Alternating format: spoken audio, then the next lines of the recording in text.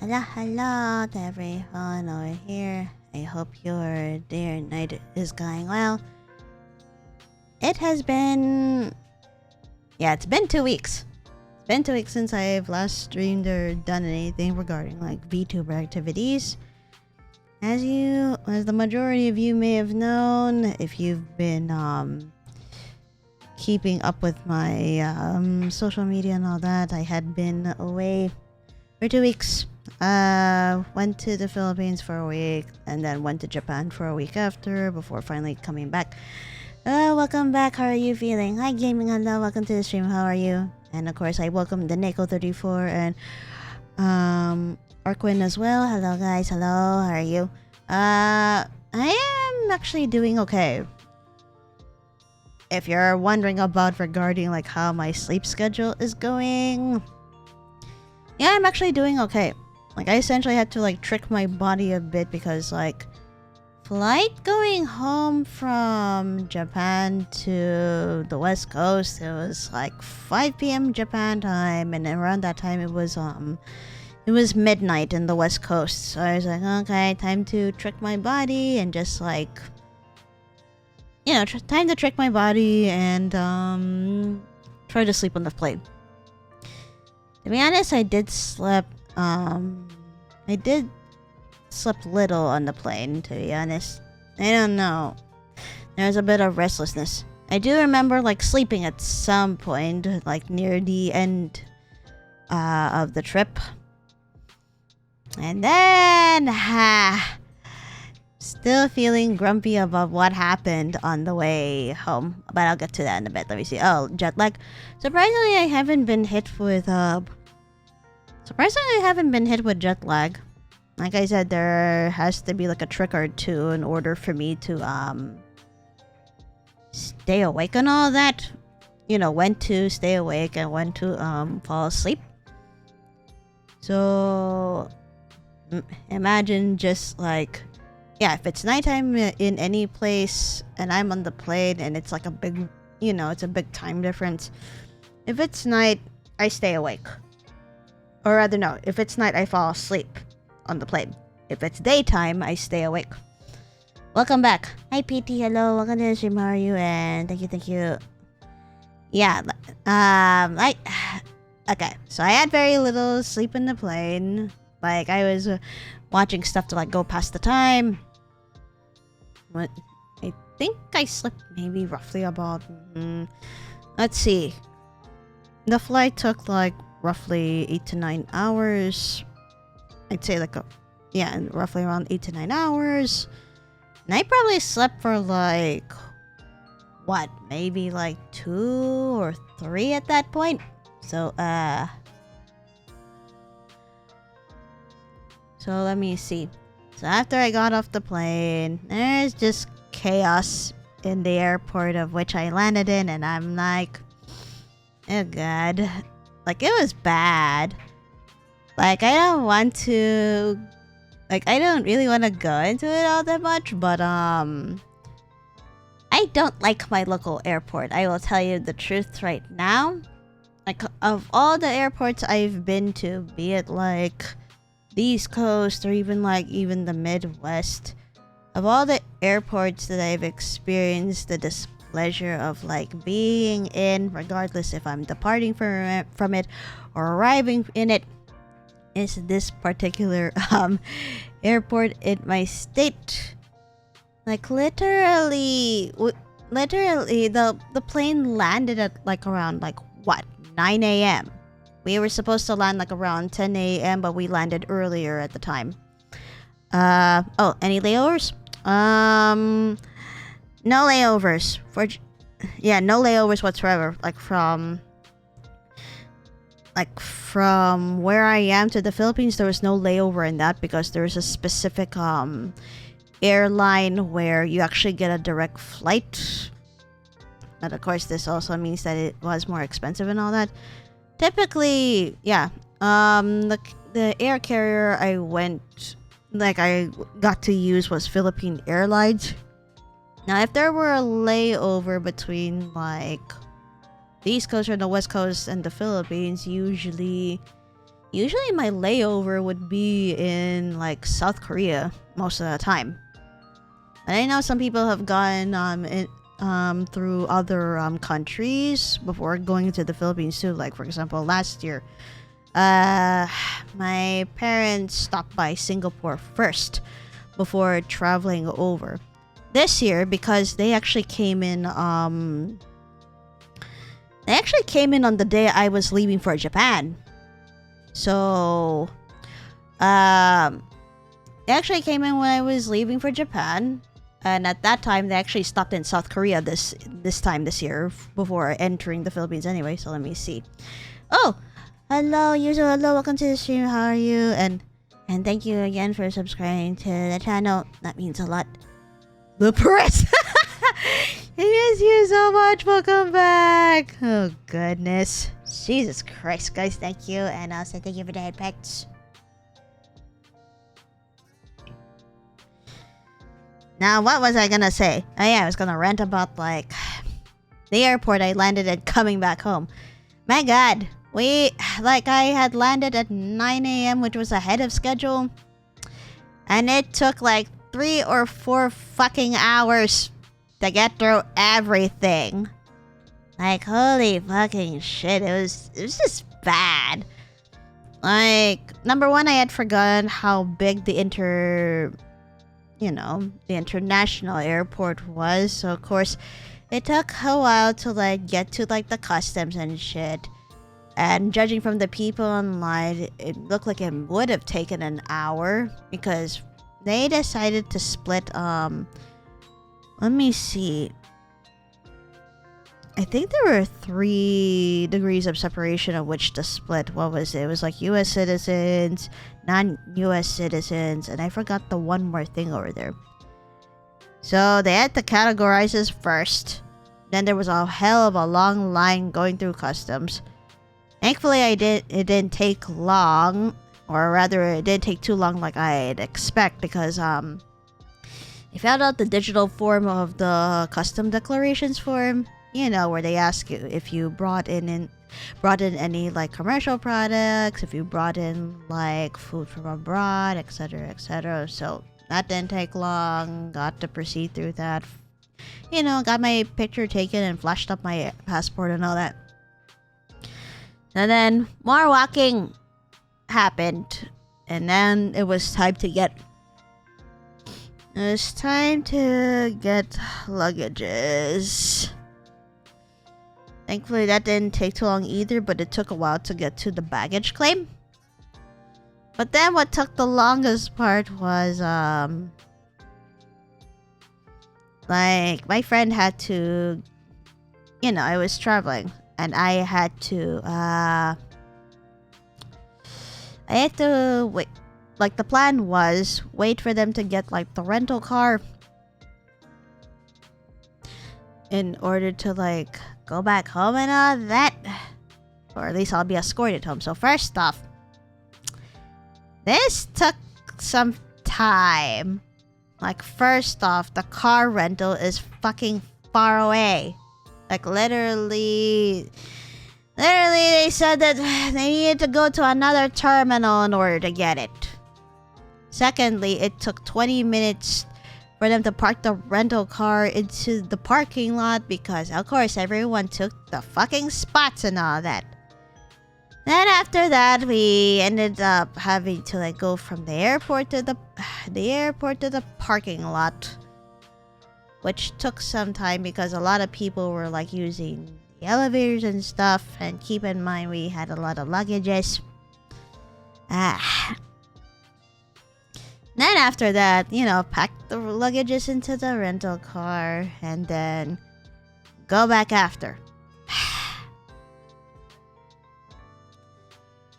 Like, and of course, and per usual, because this is it was noontime by then.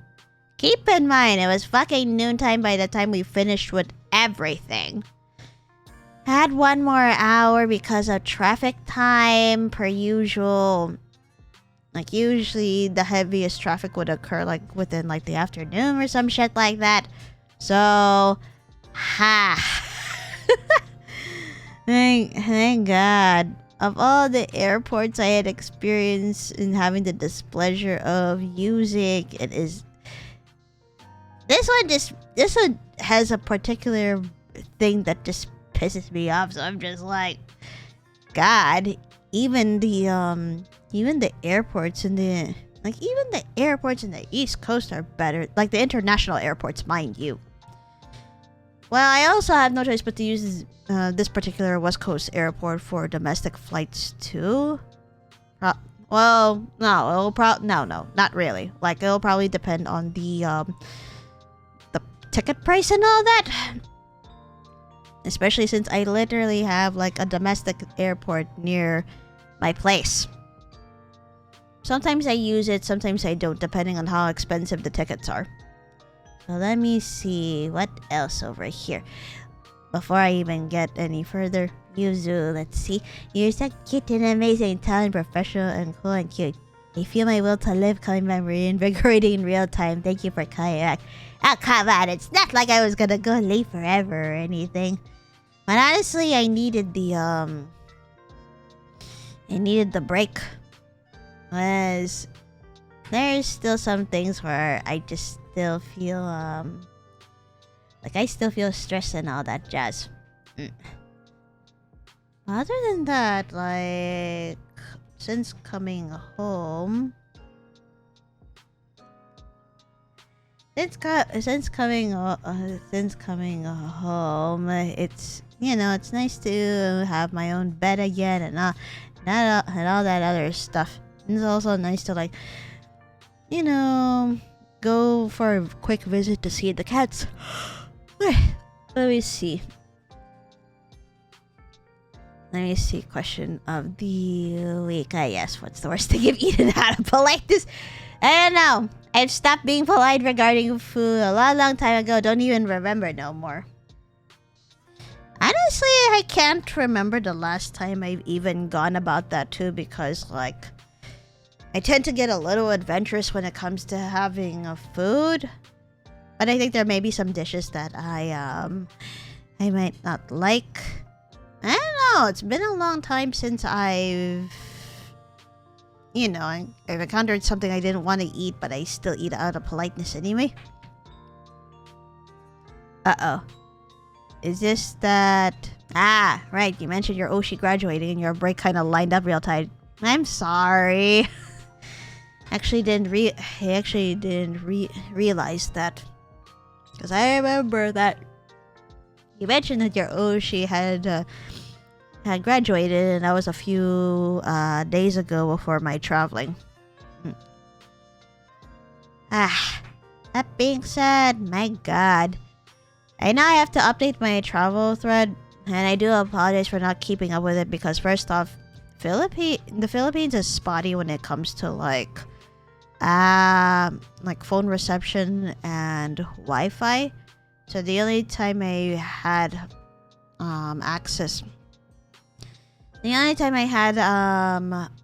access for Wi-Fi in the first place was being at the Airbnb that I stayed in first off.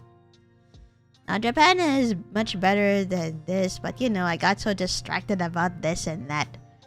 So I have all my photos in chronological order and all that, so I'll be able to post the travel thread soon, but please keep in mind that it is late updates and all that, and again, I apologize for that. I see. Nada be sorry, you are my only Oshi and forever will be Lupus balls. Oh, God. Let's see. Now, I know this is the second time going to, Okay, so first off, in the Philippines, it was my first time going to Pampanga, which is basically like... Basically, it's like the food capital over there. Oh my god. Jesus. No, I was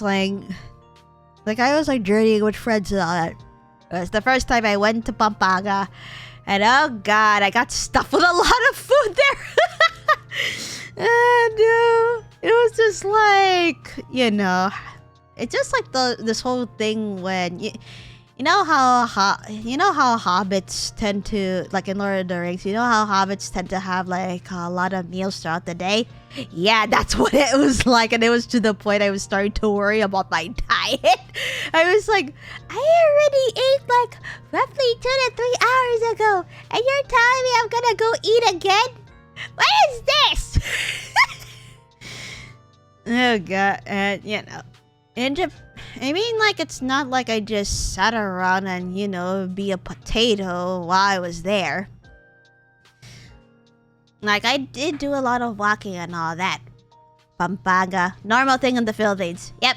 This is like this towards my, like, I didn't get to visit my, my part of the Philippines this time, but I would like to next time. And, yeah, I know that my family, too, would be like, alright, go eat. And all that. So I was worried because it just felt like constant like binge eating and all that.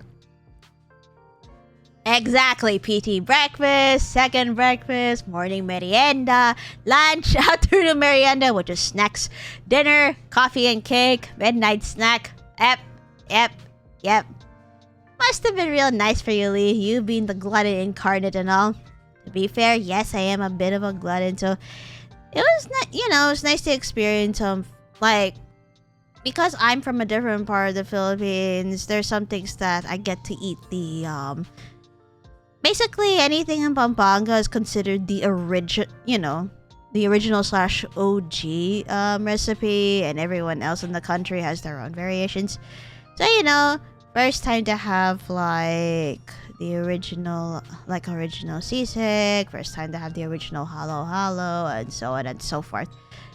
Yes. God, binge eating constantly for a week, and I was like, oh god.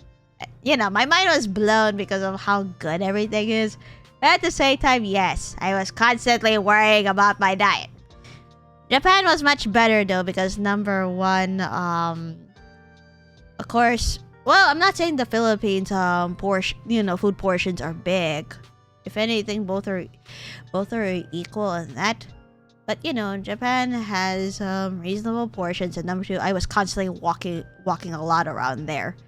So I just weighed myself earlier this morning. And I was like, okay, how much did I did I lose? / how much did I gain? Actually, I haven't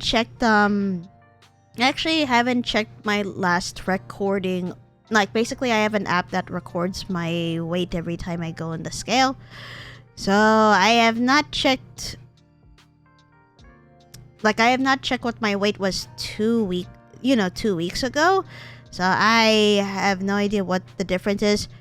Bet you it's not any different, because I know I was starting to go a little bit lower in weight, but not by much. Let me see. Any recommendations for places to go in the Philippines? Well, Pampanga is progressing from what I heard from the friends who grew up there before they migrated to the US. Not sure what to recommend.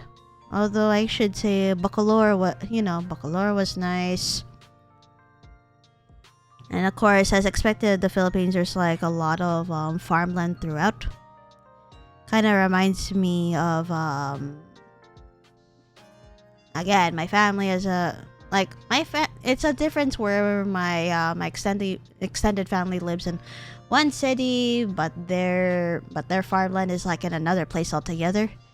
Did you went to Cebu? Sadly, no.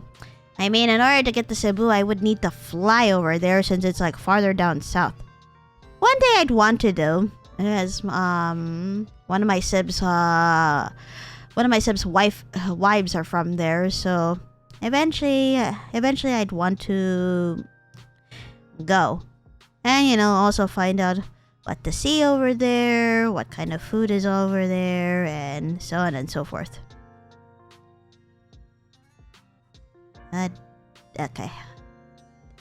If I had the opportunity to go to Cebu, I'd do so. And oh, never mind. That didn't make much of a difference. Like, I'm checking my weight tracking right now, and literally, it's a 1 pound. It's a 1 pound difference, or to be more accurate, a 1.8 pound difference. So it's just like, in other words, I maintained and lost the, maintained the, like, didn't go above what I was 2 weeks ago, and just lost a bit. So it was both weight maintenance and weight loss. But Jesus Christ, it's much better there. Future Cabo of the Philippines. Is it? There's a big difference between 1.8 and 1 pound. What do you mean there's a difference? What are you trying to say? Now stop going into technicalities. You don't see no difference. Oh, nerd. Shut up! Oh my god, leave me alone! Jeez. I just came back and y'all just started roasting me over weight. Go away! My god. But really, when binge eating in the Philippines, I got so concerned about fitting like certain clothes and all that. I was like, oh my god, if I keep eating like this, I am not gonna fit into this outfit or in that outfit. Oh my god. My goodness. Like I said, Japan was better for me in terms of like having, the portion control and choosing and, seeing what I wanted to eat. Like if I wanted to eat something light, I can just go ahead and do that. And I know I eat enough to the point that, I'm like, okay, I'm feeling a little bit full. Time to get up and start walking again. Math teacher be like, round up 1.8 for the class with a little Lego. You shut up! Math is not my strong suit anyway. Let's see. Lee keeps on breaking the laws of nature and starts becoming more and more cute and beautiful and adorable every time. Stop! Not true. Darn it. Not true.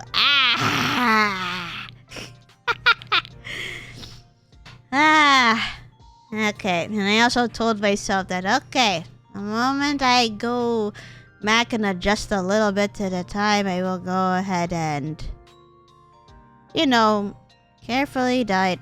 And I need to really get back into exercising again because, well, if they're walking around like I did in both the Philippines and Japan, I'm like, you know what? It'd be nice to maintain that.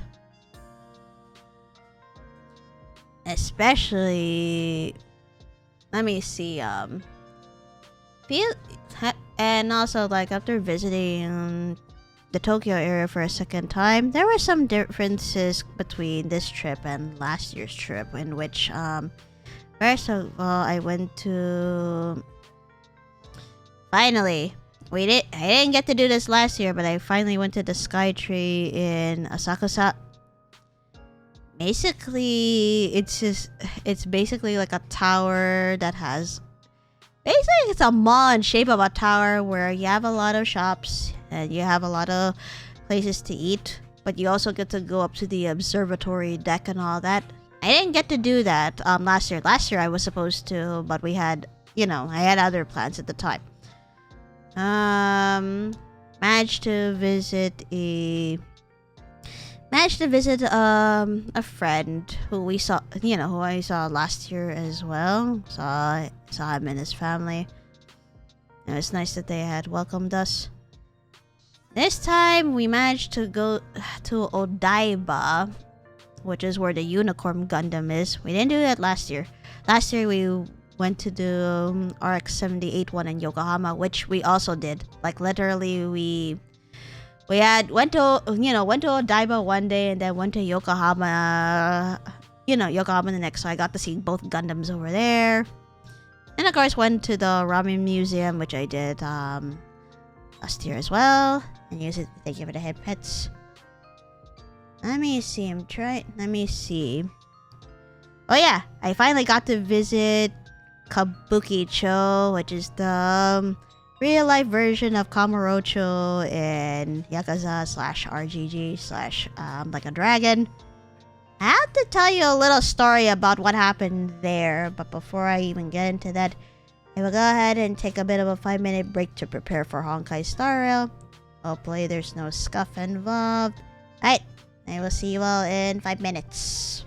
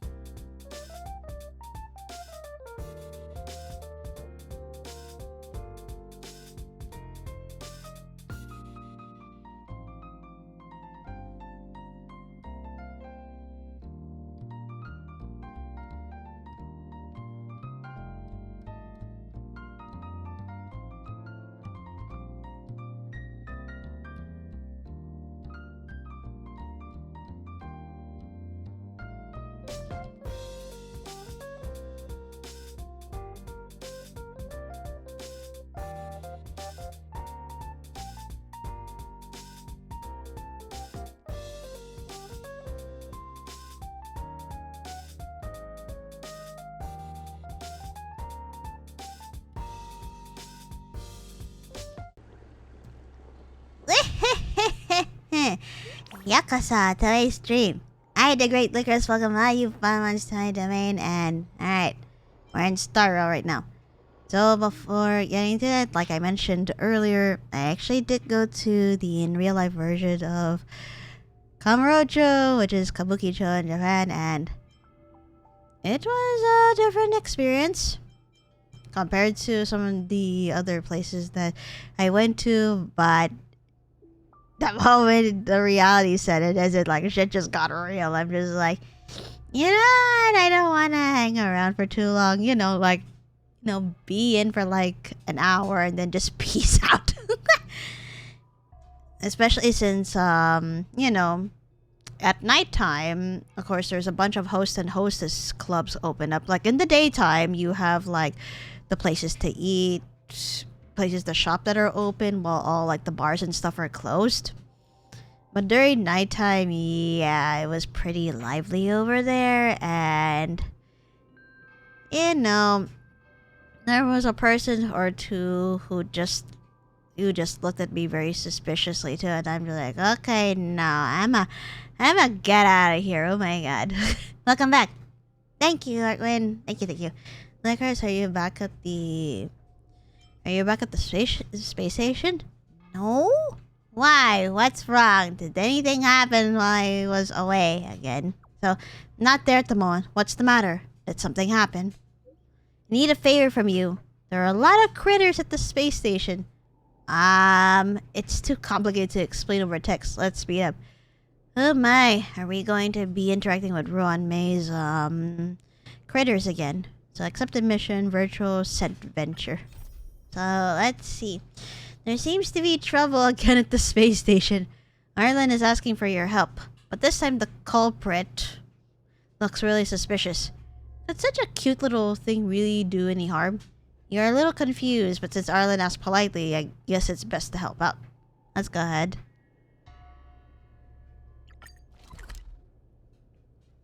Sus? Did you go to electrical? I mean, like, it was sus in a way where just like, it's the nightlife over there, and well, a lot of, Kabukicho is considered, a red light district, so to speak. So, and I also got worried that I might would have got picked up by hosts. So I'm just like, okay, go. I didn't have the guts to go into a host or a hostess club. I mean, come on. Up until now, I haven't been able to go to like a maid or a butler cafe. Oh, wait, what? Hold on, let me investigate that. It's been a while since seeing like a floating paper crane. What's up with that? Ah, the Comet Hunter. Huh. To any hurt, a space station researcher picks up this letter. Hi there, you still alive? Call it a bummer if you want, but the fact that the space station is surrounded by antimatter legion is hardly news to anyone. The entire universe knows about it except for the indifferent head in the sand bunch worshipping preservation. Other folks would have at least make a bet during their downtime on how much time the space station has left. What is up with this person? Lol, you'll need even more courage for a muscle bar. Actually, a muscle bar, I think I can do that.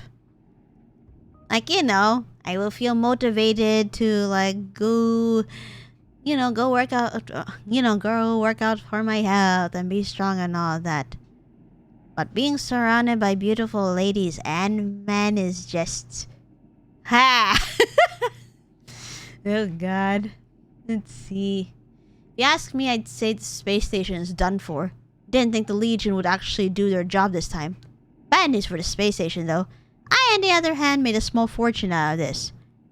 You son of a bitch. I wonder how livid your Madame Herta must be. My new boss has made it clear.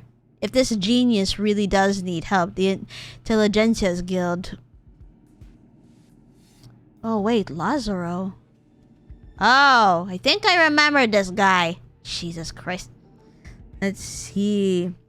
If this genius really does need help, the Intelligentsia Guild is willing to put everything on the table, so long as she recognizes that the Genius Society is not any better than the Intelligentsia's Guild. What say you? Tell her about this generous offer. If things do work out, send your reply to the Tavern World's End. There's a seal if you walk in... Sorry, there's a seat! There's a seat if you walk in, turn left and walk 5 steps. You'll find it on the 9th row. The one with an iron bell and an aster... Wait. An aster folius plant. What? Hey? Hanging over. Shove the letter under the 4-liter Capocali tankard. Ha! Obnoxious former researcher of yours, Hosea Lazaro. Ah, this bitch. The one who has like a Capocali addiction, and I remember he was trying to find a way to escape from the space station too, so there's also that. Jesus. Alright, Arlen. What happened? That's alright. It's me. What happened? Fantastic. What a relief to see you on the space station, Lycoris. I'm sorry. As head of the security department, this should be my responsibility. But I have to trouble you.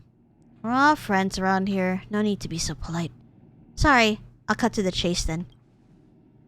Oh boy. What happened? Has there been chaos? There's been quite a bit of mayhem recently. 3 of the geniuses were meeting up at the space station, and while Asta hosted them, some of the researchers discovered several little critters running amok throughout the station. Ah, shoot. They escaped from the seclusion zone, huh? They're pretty cute, kinda like Peppy, but they have these cake-shaped shells, smell delicious, and look completely harmless. Yes.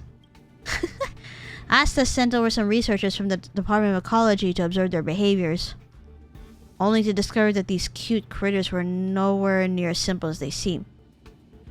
You think they're totally harmless? Well, most of them are. But do they have hidden sides too? They're organs? They've never really been covered up before, so there's nothing really hidden about it. Our researchers discovered some glands on their face and foot soles that trigger olfactory signals. The chemicals released from those glands combined with olfactory cells in the nose to potentially stimulate a reaction from the brain. Uh-oh. That doesn't sound good. Basically, the food flavors they radiate can affect human perception. For example, some researchers came into contact with them before. Those who smell red bean felt depressed when they got back to their cryo sleep pods. Meanwhile, those who could smell cheese grew extremely excited. Ah, so that kind of affected. So the researchers put together a special test for these critters' glands to calculate all the potential risks. So, how do you want me to help? Easy. I'd like you to take the special gland test. In a nutshell, this test uploads and synchronizes our thoughts to the cloud. Our researchers then gather as much of these small secretions from the critters, and then simulate each of these smells in the cloud by manipulating specific molecules. Activating different scent plugins will change the test subject's perceptions, activating the memory domains of the brain, and causing various thrilling hallucinations to be experienced. Yep. Sniff. Smell. Sniffer. Yep. Guess our sense of smell is gonna be put to use today, and I guess it's gonna affect our mood then. The main format is actually a simulated battle. The maintenance team said that a machine with these specs can only support content of that size. Unfortunately, my knowledge is limited and people haven't been happy with the test results. The maintenance team said I hadn't reached the risk threshold for testing until I had smoke pluming out of the machine. Oh no. I think as a nameless Lycoris, you've seen a lot and you're pretty skilled too. Come give it a try and see if maybe you can catch these limits that they're after. If there's smoke coming out of the machine, will my brain also... Are you worried about getting injured? Fear not. It's a remote connection, so there's no physical contact.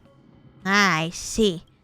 Don't worry. The test is loaded onto a little robot and everything you see is an artificial simulation.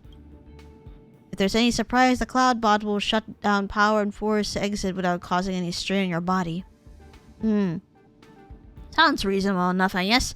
The robot's over at the clinic. I'll take you over. If you have any questions about the test, just ask away. Alright then, I leave the test to you then, Lycoris.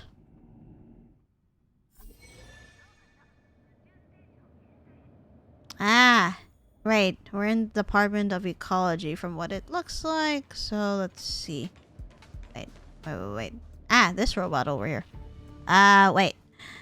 Let me go mute a little bit because it sounds like, per usual, when I got, after getting home, the first thing I do is laundry, and I heard my dryer stop. I'm gonna go ahead and mute the mic and give dryer one more round. Dry these clothes. Alright, I'll be back in a bit.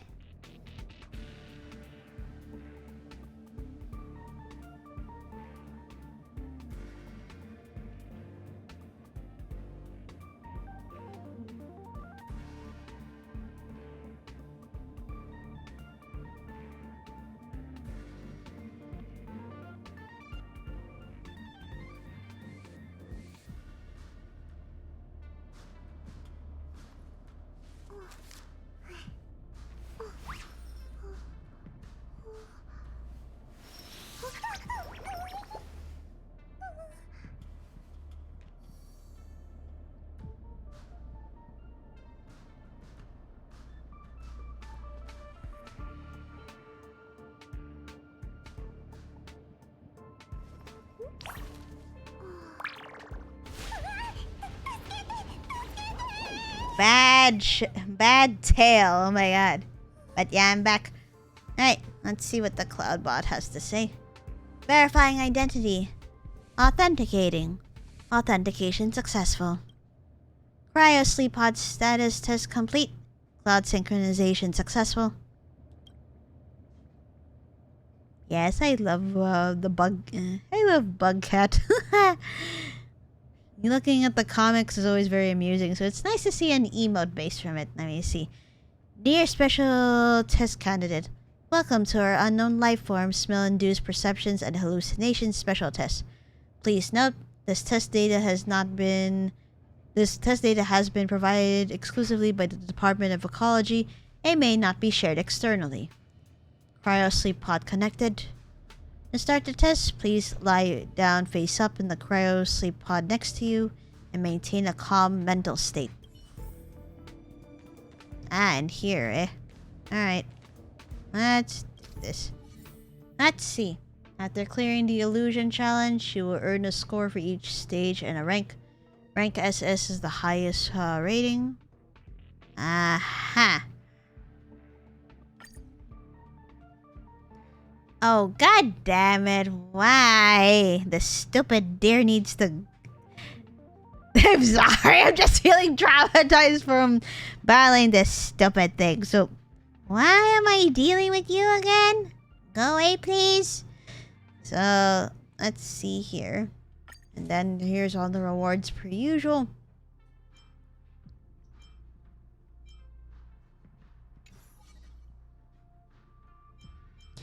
So let's see, this stupid deer.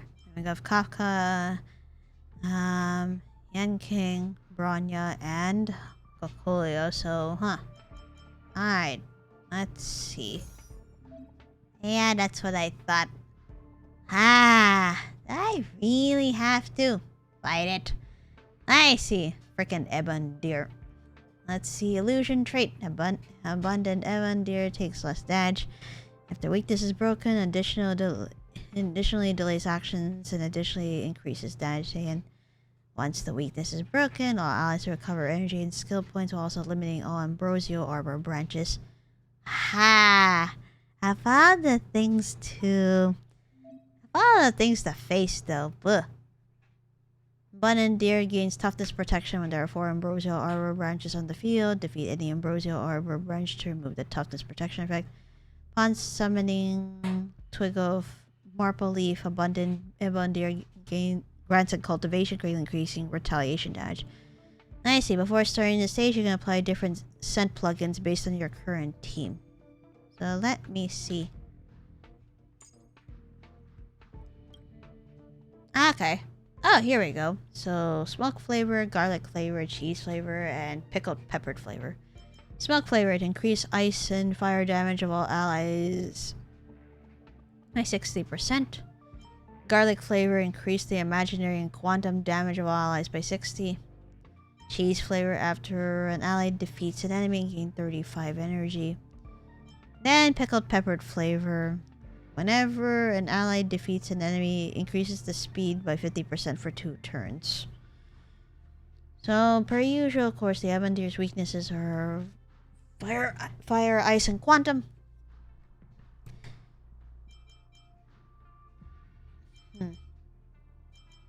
Yeah, like, let me see. For ice, I may need... Actually, be good to experiment. But let me see first. You know, taking references of the teams that have been set up. Oh. Oh.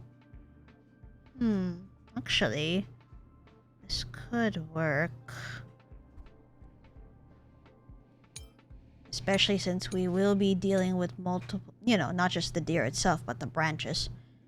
So having someone like, Genuine would do. Even Argenti even, since they have like their AoE attacks and all that. So, but you know, part of me is kinda worried. I mean, not gonna lie, Lucha still has his his oh shit button when it comes to like healing automatically, but actually, yeah, let me test this out then. So, Genuine, Lucha, Ruanmei, and Sila. Alright.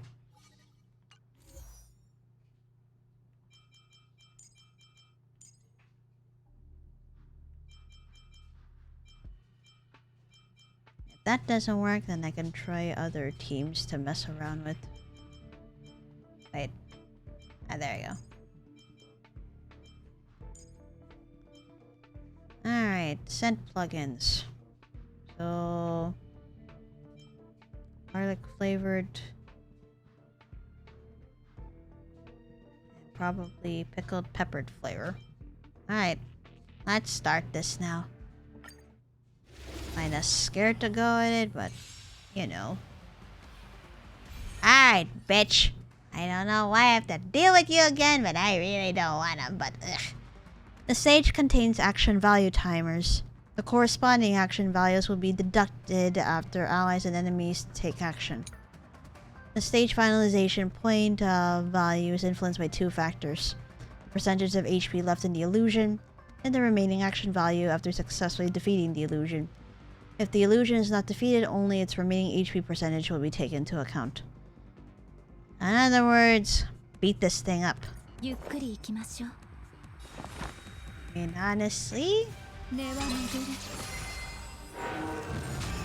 ah, here we go. You son of a bitch.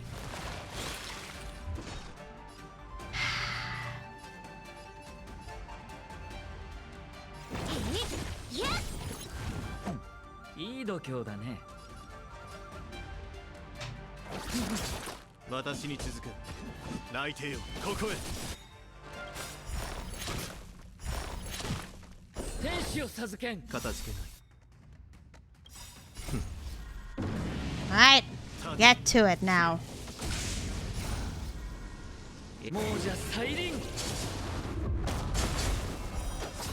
There we go.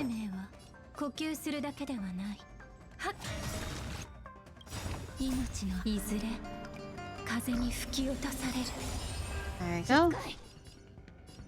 Up.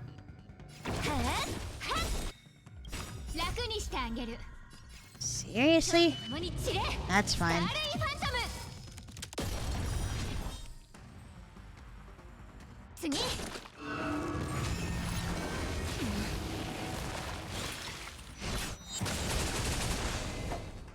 Oh crap, wow. All that had been applied. Thank goodness though. Ow. Well, guess I'll defeat you guys individually then. Not your turn again. 研究の価値あり。ふっ。大丈夫、問題はない。しつこい。My goodness, really? 楽にしてあげる。蝶と共 I に feel like aiming for the deer though, because it's so annoying. And I know I should not take it on. Alright. Oh. Hold on. 本質は同じ。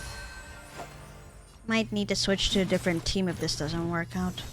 Because holy shit, I almost forgotten how annoying this bitch is. 気を逃してはならない。泣いてよ、ここへ。Ow.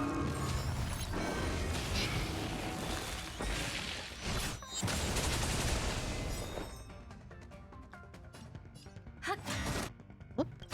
命のいずれ風に吹き落とされる。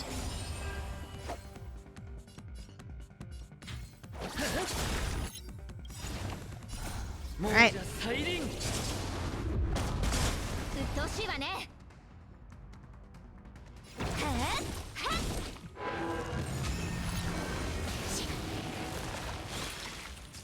私に続く。Oh. 生命は呼吸するだけではない。ふっ。お別れの時だ。 Gosh. 天使を授けん。助かったわ。償いたまえ。 Right, good. That's been up.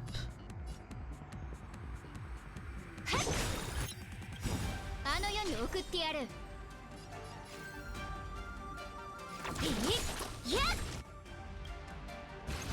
楽にしてあげる。 There you go. I was waiting on that. 蝶と共に散れ。スターレイファントム。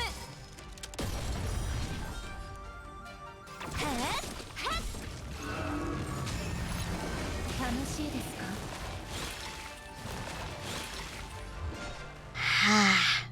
Gosh, you're so annoying. Ow. 本質は同じ。 There you go. 命 Gotcha. はいずれ風に吹き落とされる。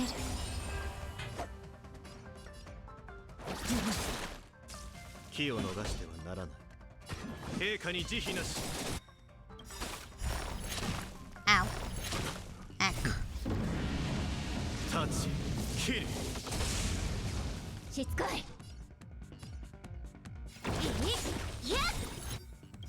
あの世に送ってやる。 Whoa, what? Oh gosh. 楽にしてあげる。蝶と共に散れ。スターレイファントム。 Holy crap, Sayla's getting pretty. Whew. Ow.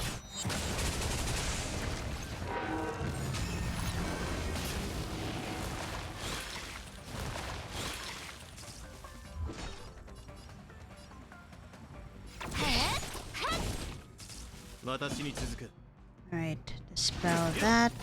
Okay, good. いい度胸だね。 Alright, then go ahead. Gotcha. じゃ再臨。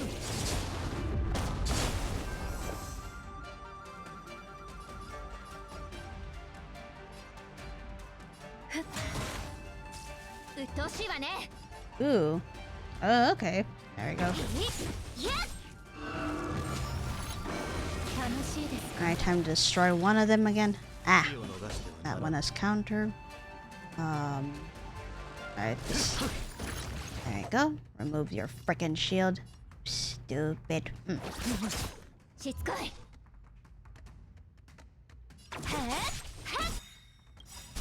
楽にしてあげる。蝶と共に I'm 散れ。 not aim for you because hate you. 研究の価値あり。はっ。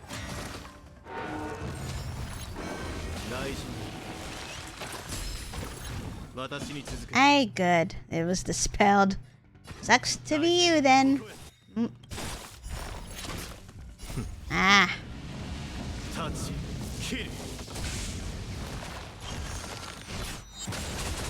No, you won't.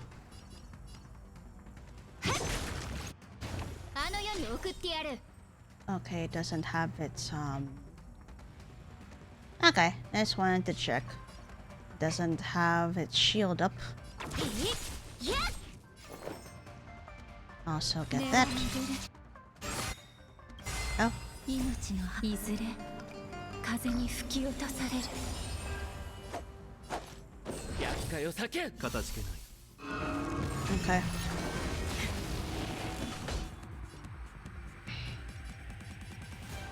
Alright, the shield's up again, so let's go ahead. うっとうしいわね。 Alright, time to defeat one of you then. There we あの世に go. 送ってやる。 Got it. 次。 Got that. And that. 蝶と共に散れ。スターレイファントム。優美な身構えです。 Ooh! Well, sucks to be you now, is it? Ah. Gosh, I've been waiting for that already. So, let me see here. 待つこと命の花びらよ。いずれ風に吹き落とされる。 Okay, so I need Locha's field to be up. That. I'm gonna damage it as much as I can.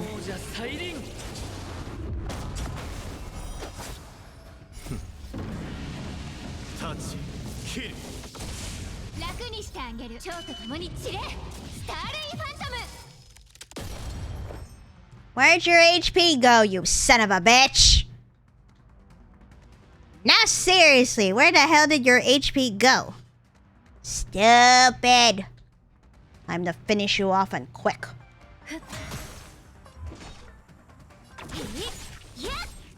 お別れの時だ。気を逃してはならぬ。しつこい。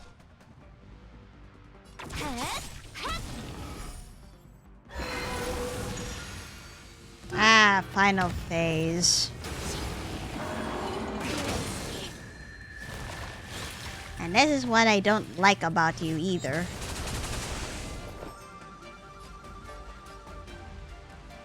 Ah, your shield's up. Ah. What?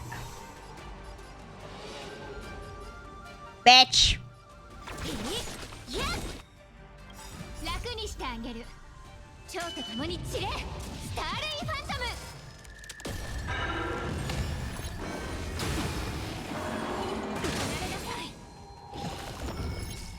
Bearing, ah, shoot, bearing fruit again. Actually, no.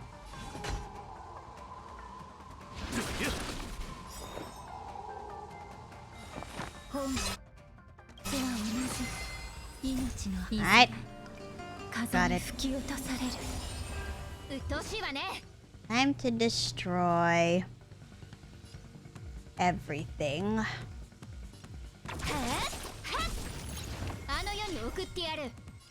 Alright. Let's go ahead and destroy that. Got it. Whoop.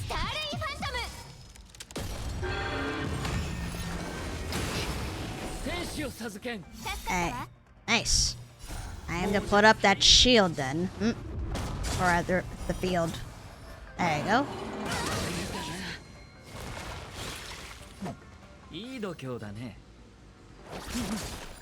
There we go. 研究の価値あり。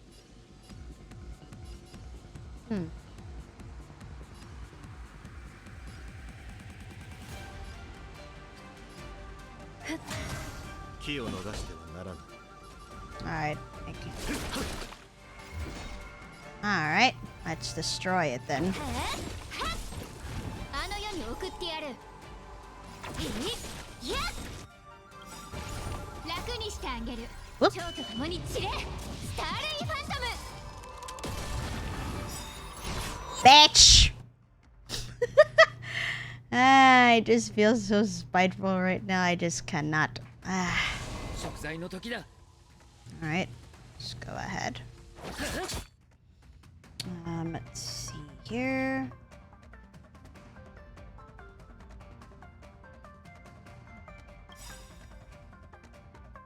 Just for a bit.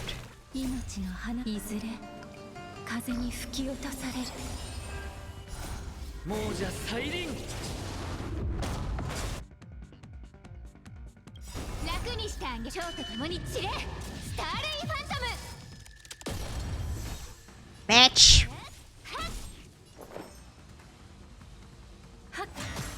私に続く。陛下に慈悲な。 Yep. タッチキル。 Okay. いや Bye! Let's see. Ooh, so SS would be the highest, right? Huh. Remaining action value 55%. Not sure what that'll entail, so I guess experimenting is to be expected.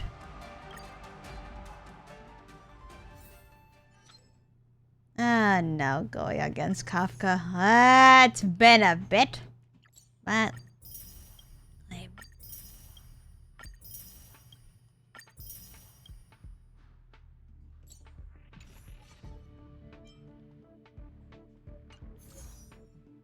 let's see. So illusion trait for that. Kafka takes less damage. If their weakness is broken, additionally delays action, additionally increases damage taken. Kafka's weakness is broken, all allies will recover energy and skill points. Absorbs performance points from other enemy units during her turn. Successfully doing so greatly enhances her current attack. Yikes. Attaches outsourcing to the action bar. Every time outsourcing takes action, summons IPC workers. Great! Summoning IPC workers! That's the last thing I need. Because usually that occurs if we fight actual IPC units. Done. Okay. Before I continue, I'm gonna go ahead and get food for a bit. It's weird that I haven't had much appetite. Maybe because of all the constant eating I did. But it has been weird that I haven't had much appetite since I came back. But when I feel hungry, then I feel hungry. Also, sorry Yuzu for being late with this, but thank you for the headbacks. Okay, I'm gonna go ahead and grab my food really quick. So I will go ahead and mute my mic and be right back in a bit.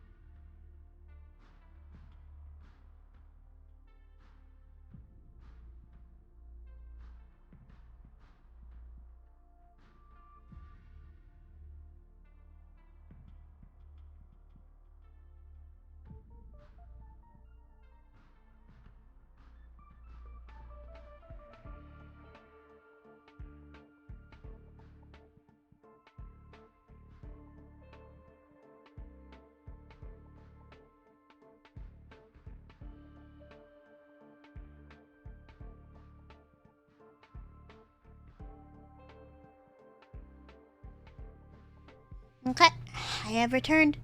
So I have an idea on what to do with regarding Kafka. Especially since I see physical being a weakness, and I'm like, I might as well get Argenti to do this, especially since IPC workers will be summoned at any given, under certain factors. So, originally I would opt for Fushuan because of how her defenses are. But I feel like I need to be a little bit braver and confident in what on getting this done. So I will get Tingyun in instead. Because she will have Argenti charge faster and boost them up and all that. Let me see. We Tingyun, Ho-Ho, Ruan Mei, and Argenti. Let me see. Ooh, different scents this time. Plum scented, peony scented, honey flavored, and mustard flavor. So plum scented increases the basic attack damage of all allies by 50. Peony scented increases the ultimate damage of all allies by 75%. Which would actually apply to Argenti only because like the other... Although... Yeah, because like Tinyu and Ho-Ho boost and Ruan Mei does have that thing regarding like weaknesses and all that. And you see honey flavored. When allies possess performance points, increases damage by 75%. When allies gain performance points, their action is advanced forward by 100%. Interesting. Let me see. Wonder what happens if I'll pick peony scented and honey flavored. Alright, let's see what happens.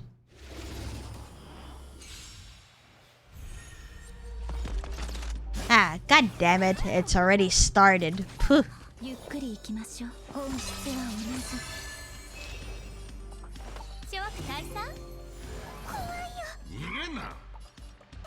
Alrighty. Guess we can go ahead. Ow. Well, here we go again, I guess.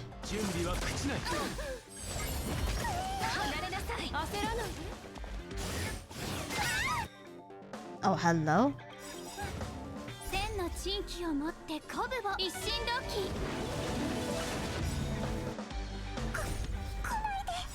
Alright. Let's do this now. And that.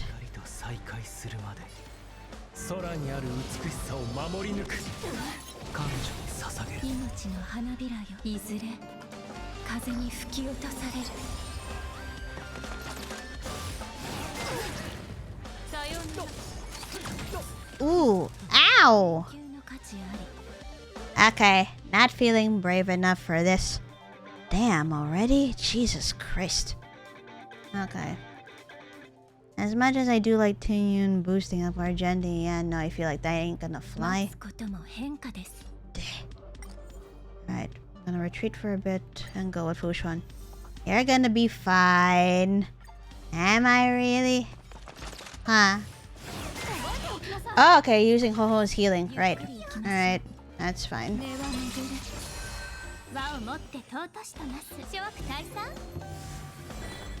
Oh. Okay.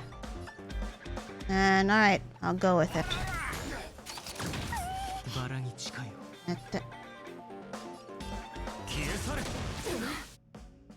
No, her skill also has passive healing. Oh, okay. Whip. Ah, the speed boost. Oof. Oh, hello. Alright.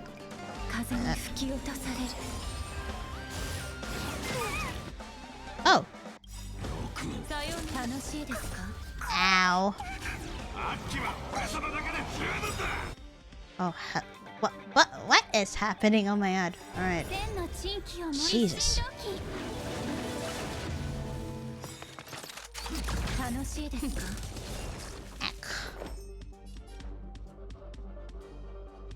Okay. Oh, we'll be coming up anyway, so let's see this. 客をもてなさないと。 Alright. Alright. Let me see. Out of everyone, it's you three. So let's go ahead. 役目を果たします。一緒にどう？楽しいですか？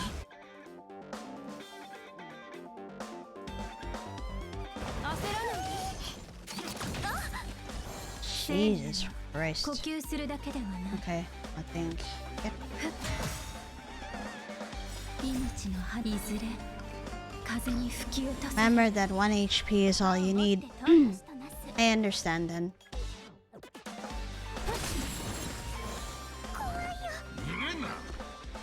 Alright, out of everyone. There you go.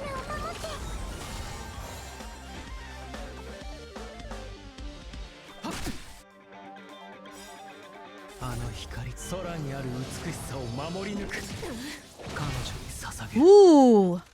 Jesus. Ack.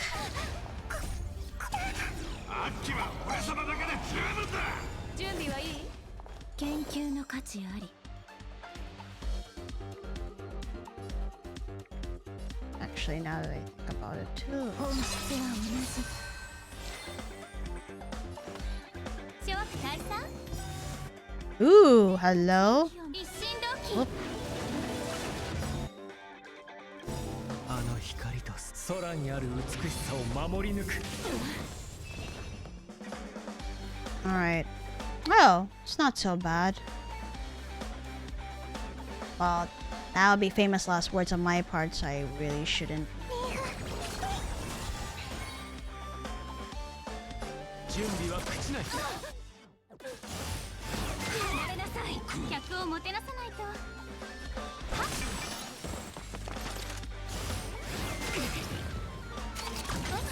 生命は呼吸するだけではない。 Alright. 命のいずれ風に吹き落とされる。一緒にどう？焦らない。 Ooh, God. Okay. みんなを守って。 消え去れ。 Not yet. But あの光、空にある美しさを守り抜く。輪をもって尊しとなす。研究の価値あり。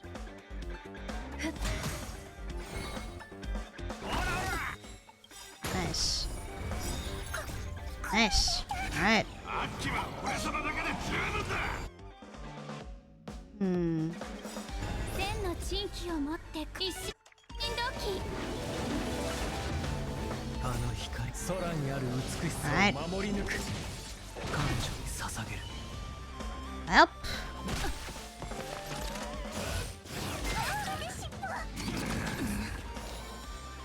諸悪退散？生命はここをし。手は同じ。命の葉いずれ。 Well, yeah, do the ult first before attacking so you get gauge. You attack and then ult, the gauge goes to waste. Hmm. I see. Same thing for skill. Hmm. バラに近いよ。準備は口ない。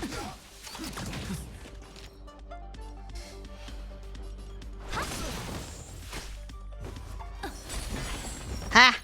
Oh shit. Final phase time. Ah, crap. Whoop. There they all are. Might as well then. あの光と空にある美しさを守り抜く。研究の価値あり。 Oh, hello. Alright. Gotta keep all you okay? 役目を果たします。消え去れ。あの光と空にある美しさを守り抜く。 Boho's skill removes the debuff. I see. よそ見はダメ。離れなさい。焦らない。 Alright, hold on. Just assessing everything first. Alright. For that, go ahead and... 千の珍奇を持ってこ。一心同期。来な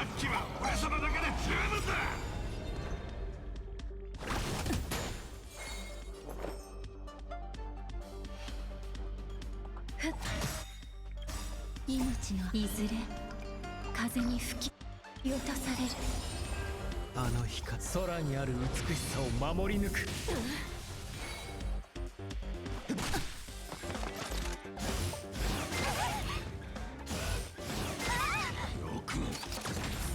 Ah, Jesus. 客をもてなさないと。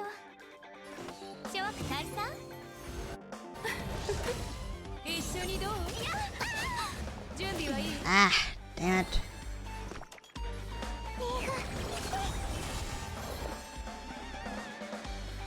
根は巡る。準備は朽ちない。あの日か空にある美しさを守り抜く。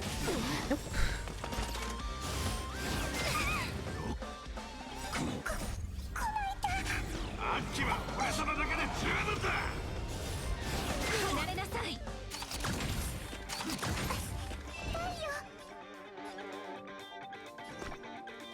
なを守って。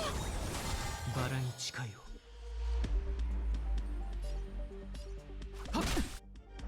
あの日か空にある美しさを守り抜く。生命は呼吸するだけではない。 Oh, I wonder how this will go with Blade and IL. Actually, I think IL was one of the... Because I noticed certain people being on trial. For example, in the last one, when I went against the Ebon Deer, Silver Wolf and Sela were on trial. IL is one of the ones who were on trial for this one, but I forgot who the other character was, so... I will need to check on that. Assuming everything goes well. But yes. Alright. よそ見はダメ。焦らない。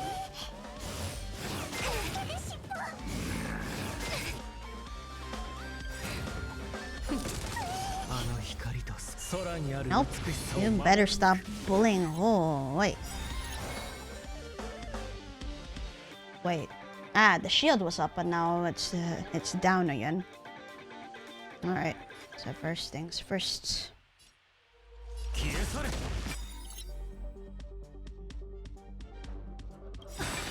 あの日か空にある美しさを守り抜く。彼女に捧げる。 Okay.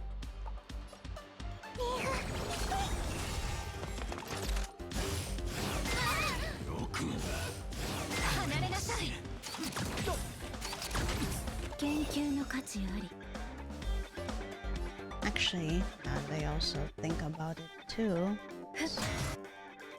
The onion works well if there's more than 4 enemies, but you'll need the rose if you have a boss and 1 to 2 enemies out.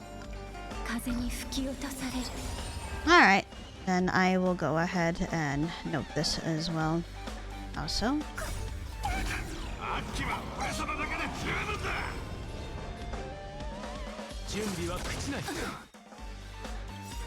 Up.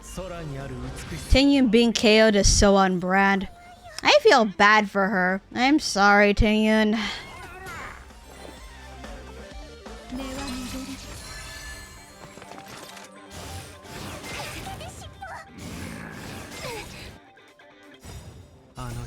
Nope, y'all need to go away already. Shit. Bye. Okay. S rank for that one. So let me check who's the other character I saw when looking through the Alright, but first. Yep.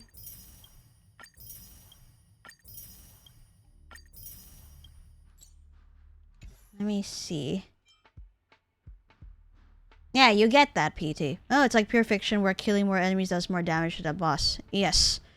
There are times when, like, the Ebon Deer, for example, when it has all 4 of its branches up, it's invulnerable. So in order for the shield to go away, you have to kill off one of the branches. Let me see. Okay, it was Ruan Mei. See? These two are on trial for this one. Then for the Ebon Deer, it's Sela and Silver Wolf. So there's that. Oh boy. Yeah. Yanking, no. Let's see. Oh, Blade and Bronya are recommended here. You may not see it because it's hidden behind my logo, but yeah, Blade and Bronya are the trial characters in this one. So, let's see. Yanking takes less damage, and after the weakness is broken, additionally delays action, additionally increases damage taken. When Yanking's weakness is broken, all allies will recover energy and skill points. The sword formation summoned by Yanking takes significantly less damage from all sources. It can only be removed by breaking the weakness. Once the sword formation is removed, remove Yanking's toughness protection effect. After a flying sword is weakness broken, its weakness will be transferred to the remaining flying swords. In the second phase, final phase, the weakness of flying swords are hidden initially and will be revealed after being attacked with the correct type. Man, how many times have we fought against Yanking now? I pretty much lost count. My goodness. Okay, not done. Gonna try Blade, Lucha, Roman, and IL for this one. Okay, if that's what you suggest. I will also need to check what the scent plugins are too. Wait on, I'm gonna. Sounds like the dryer is done, so I'm gonna turn that off real quick. Alright, muting mic for a bit, and I'll be back shortly.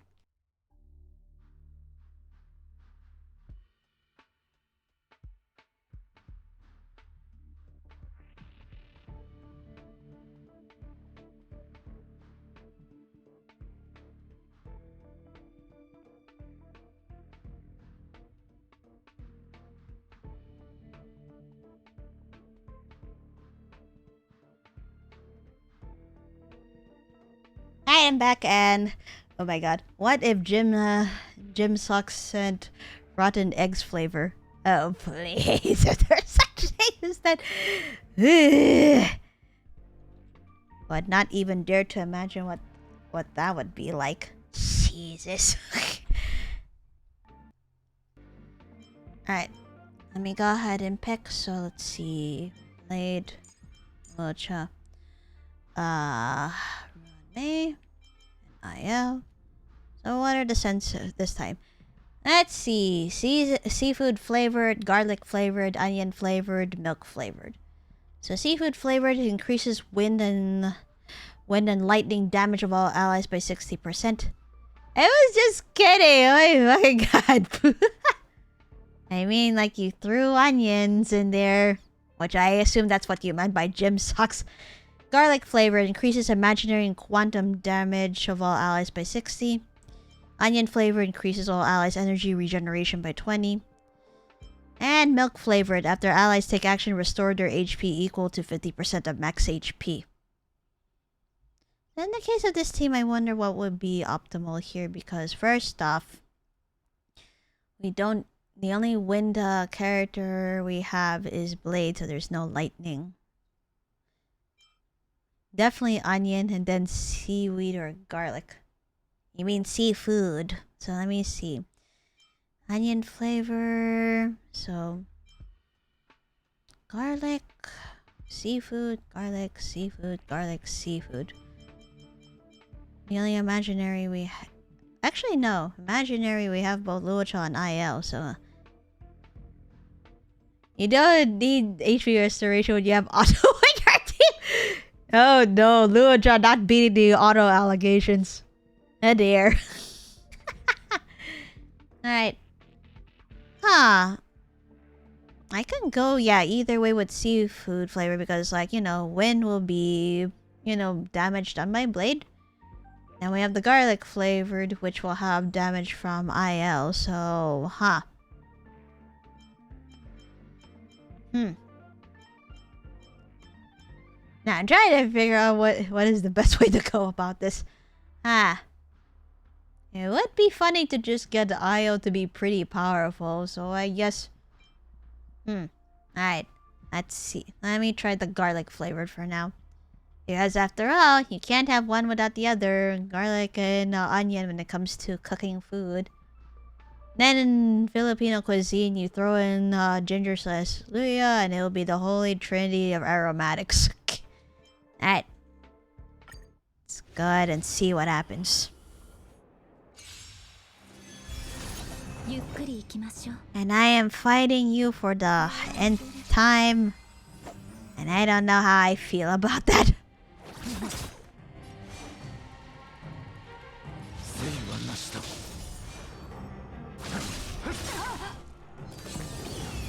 つまらないね。 Bitch.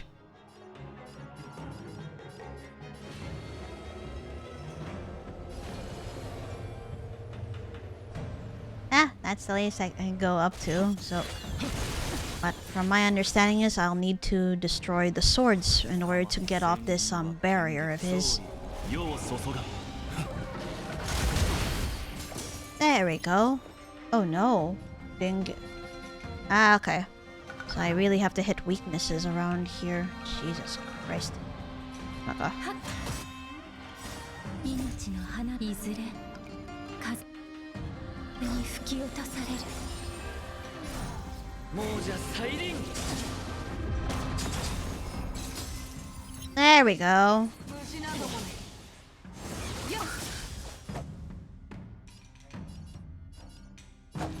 天使を授けん。 Need the field up anyway. Oop. Alright, bitch. Prepare. この賭け皆を招こう。 Whoop! 使うつもりはなかった。 Oh, let me break that for a bit then. There you go.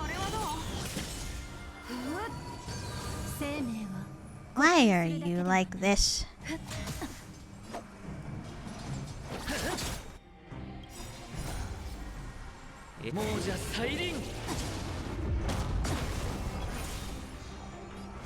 Alright, still at it. 天下無敵。楽しいですか。はーい。本質は同じ。命のいずれ風に吹き落とされる。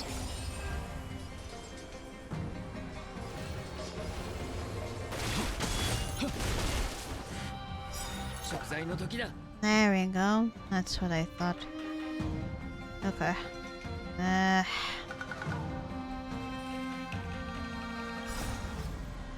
永民は終わり。亡者再臨。この賭け皆を招こう。 There we go. 戦輪は総理世を注が。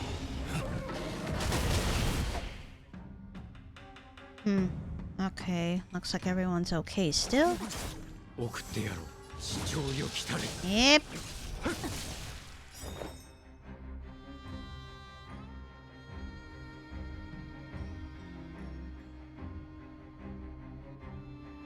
命のいずれ風に吹き落とされる」はっ。お別れの時だ。 Right.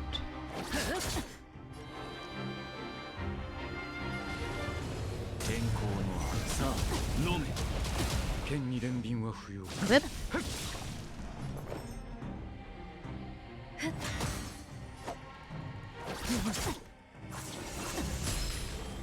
Ha! Didn't even know. Gosh. 天候の There we go. 我が命じこれはどう。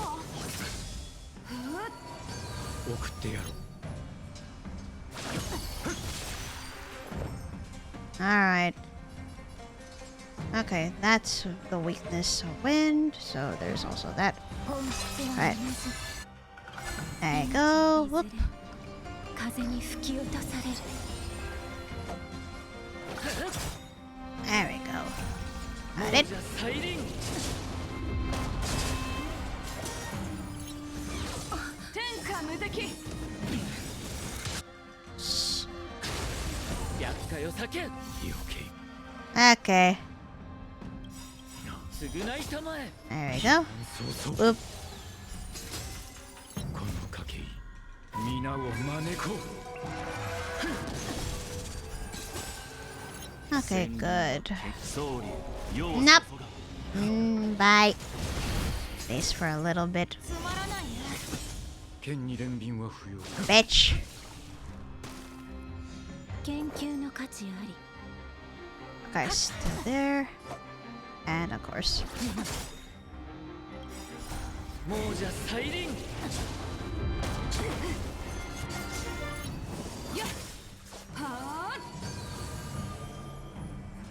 Ah, really? We're gonna do this now, I guess?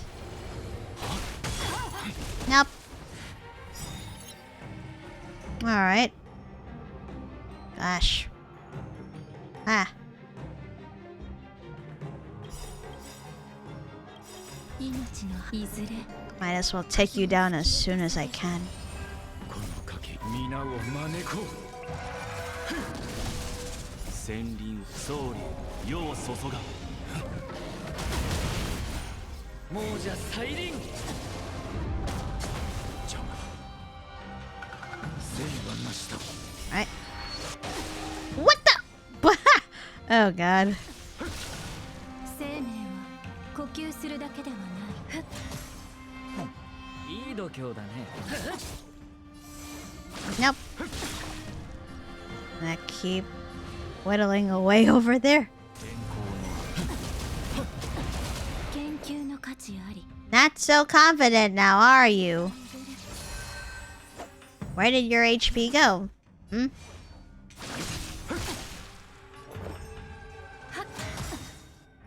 命のいずれ風に吹き落とされる。この力が騒いでいる。天候さあ飲め。 Bye. 答えられなく。 Ooh, SS for this one. Huh. Guess I will need to check in on what I lacked in the other ones. Good. Got that. Oh Lord, Bronya and Kokoya though. And what is despair mode? Ah, if it were harder then. Hold on, let's get this.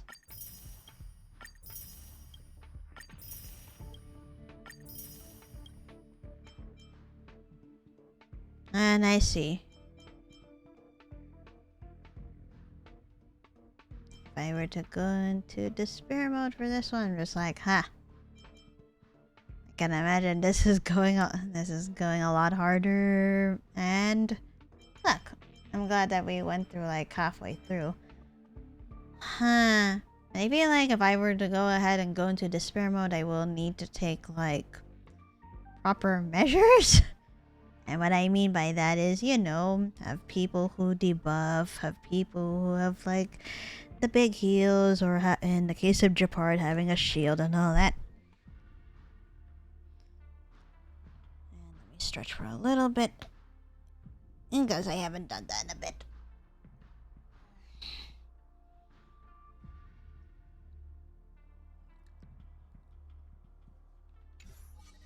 But yeah, I have to say, I would have to say the virtuous adventure, it actually has been, you know, it's actually pretty fun. Though, I do not wish to go back to fight the Ebondir again in order to get, like, to get, like, SS rank. Because what, like, fighting it during the storyline was already a pain in the butt. I think like out of all the star bosses that may have like traumatized me a bit to a degree, it had to be like this. Yeah, it had to be the Ebondir. That's why when hearing that it was in the simulated universe as well, I'm just like, no. And now it appears over here too. So I'm just like, can you like go away already, please? Well, you can't blame me for being traumatized about that. Ah shit, Japard and Bronya? Ah hell. Okay, before I get into that any further, I will go ahead and take like a 5 to 10 minute break because I need my dinner while it's still warm. Alright, go ahead and be right back.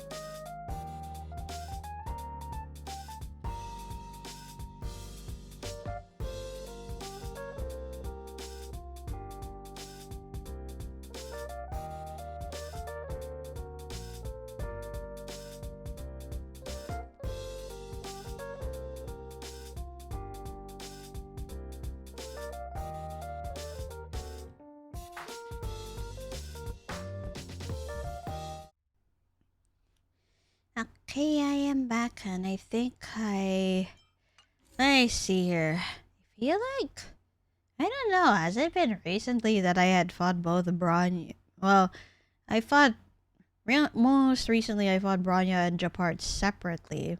But together, I don't think I've done that in quite a while, and I'm like, what to do? Let's see. So, Bronya and Japard will take less damage, and after weakness is broken, additionally delays action, additionally increases damage taken. When Bronya or Japard's weakness is broken, all allies will recover energy and skill points. Bronya and Japard will take turns to be the main attacker.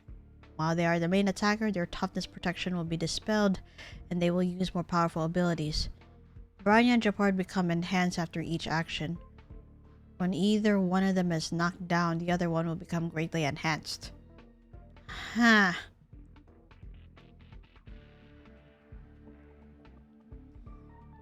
am judging from the weaknesses alone.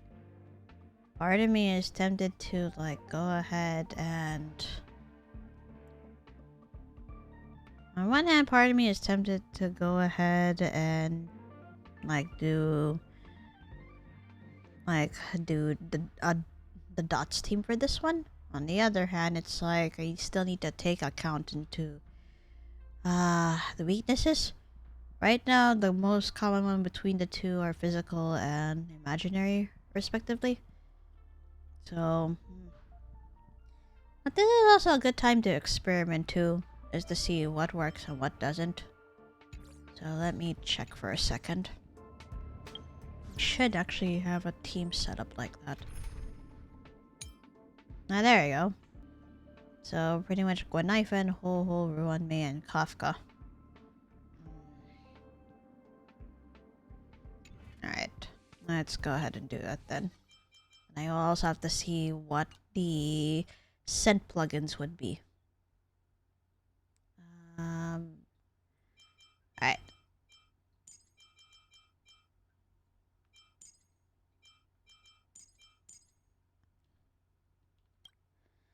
Alright, what do we have? Peony scented, gardenia scented, cheese flavor, and agar wood.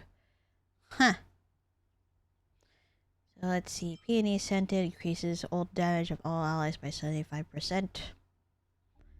Increases the follow-up attack damage of all allies by 100%. That's for the gardenia scented. Cheese flavor, after an ally defeats an enemy, gains 35 energy.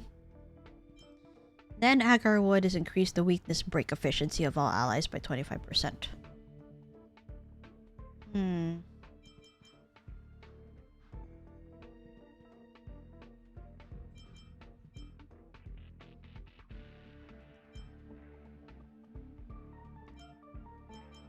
Alright, let me see what happens if I pick like agar wood and I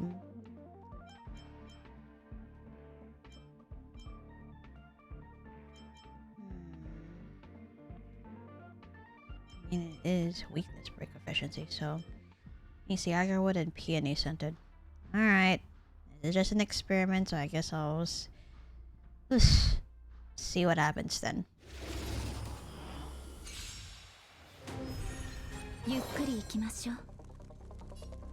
Ah, so Bronya is the one who has the shield up right now, while Japard does not. Alright.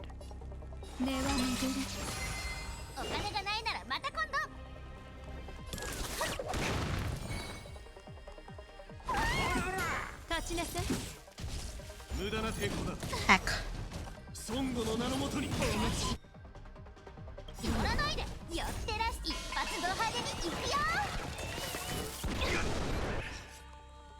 Bitch.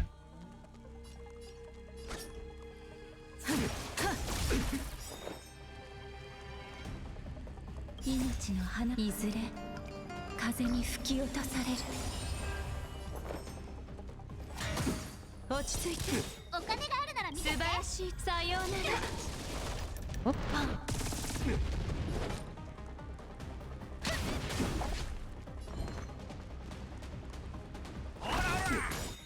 Alright.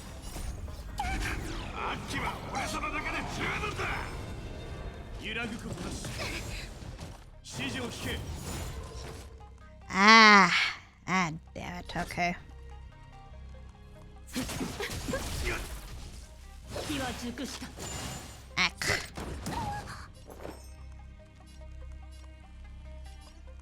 はっ、立ちなさい。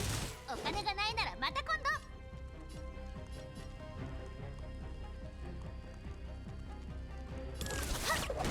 怖いよ。逃げんな。みんなを守って。練習しててよかった。これで終わりだ。命の花いずれ風に吹き落とされる。呼吸するその感覚覚えておいて。進軍。 Oh shoot. 寄ってらっしゃい、見てらっしゃい。一発ド派手にいくよ。 Well.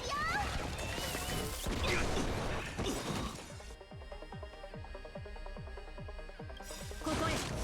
素晴らしい時はさようなら。 Nope. 陣列を組め。お金があるなら見てって。研究の価値あり。 Ah. 落ち着いて。 Alright, anyone need healing?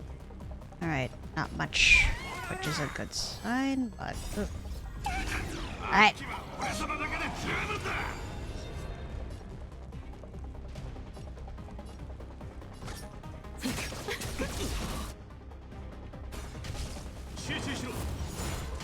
Jesus. 練習しててよかっ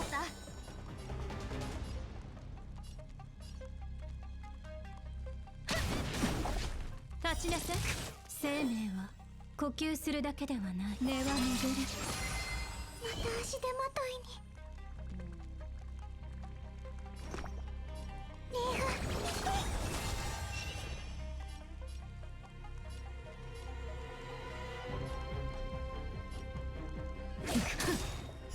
栄光の加護。 Wow, Jesus Christ, that's a pain in the ass. さようなら。 Alright.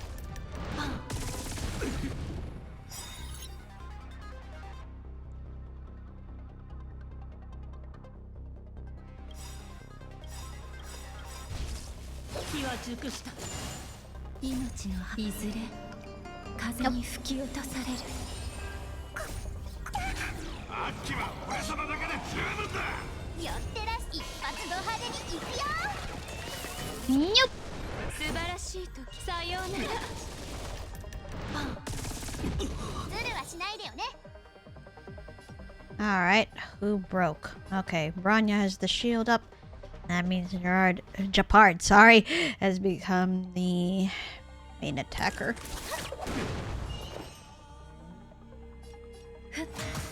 落ち着いて。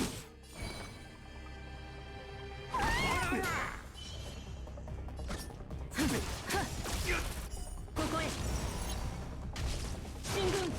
Yeah, Bronya did become greatly advanced as a result of that. Oof. ここへ。火は熟した。退きなさい。 Jesus. 全員死刑。 Well, that means Japard's completely out of the field, so you know what? 素晴らしい。さような Good ら。 for me. 研究の価値あり。はっ、立ちなさい。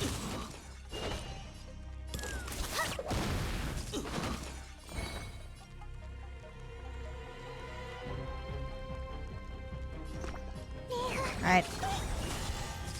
進軍。陣列を組め。そこまで。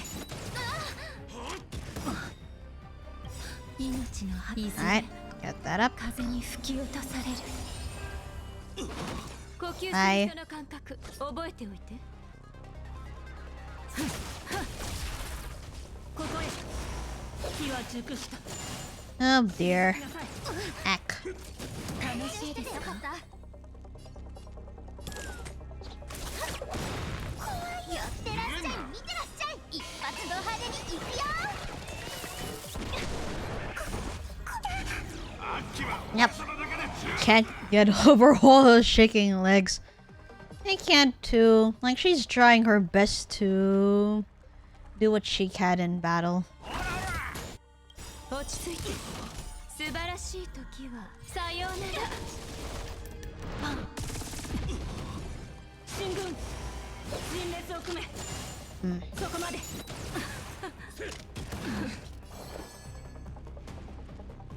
本質は同じお金があるなら見てって Ah, wait, does she... Okay. Now I was wondering if she may have had a shield up or not, but no, it doesn't look like it. But still... There we go. Well.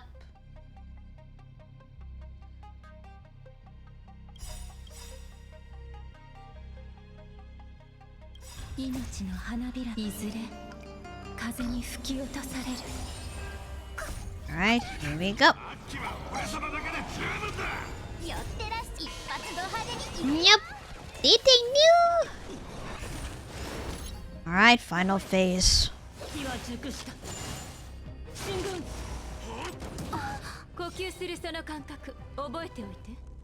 Yep, Japard's shield up, which means Bronia's the one's the main attacker, so whoop.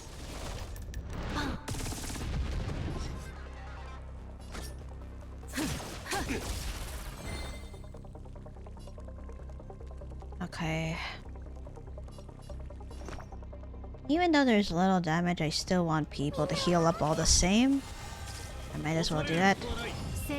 Oh, god fucking damn you. Ugh. Yep. There. Still the main.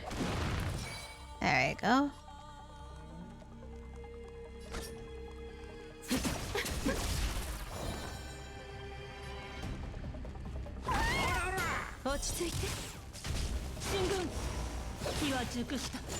Ugh.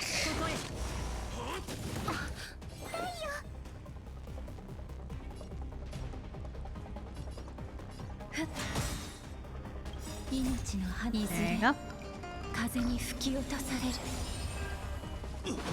Bye. Jesus. What is up with that? You know what? It's fine.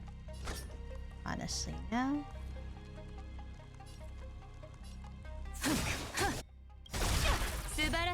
Nope. Y'all are done.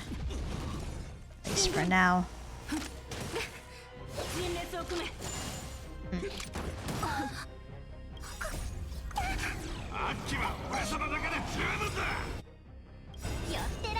Yep. Yep. Oh, now you. Screw you. Oh my god. Yep, time to trigger that. Bitch. Hate you. Still. After everything.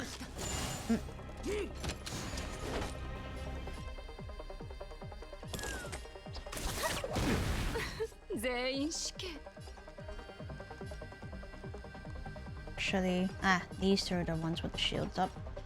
You know what? What? Yep. Bye.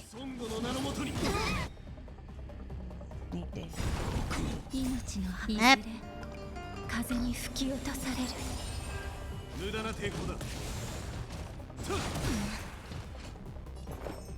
Wow, becoming a target, are we? Jesus Christ.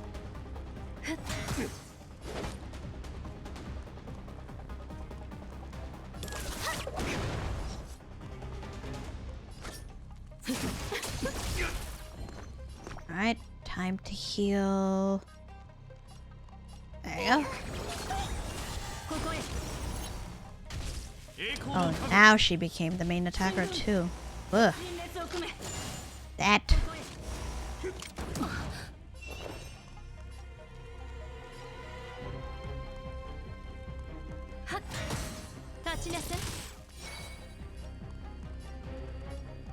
Alright, let's see here. お金があるなら見てって。落ち着いて。素晴らしい時。さようなら。Yep. Let me see. Okay. Got that. Oh, hello? 命のいずれ風に吹き落とされる。よってら一発ド派手に行くよ。Nope. 進軍。 Ack. 火は熟した。集中しろ。 Jesus. 陣列を組め。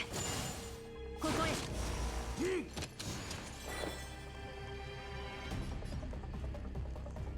根は巡れ。全員死刑。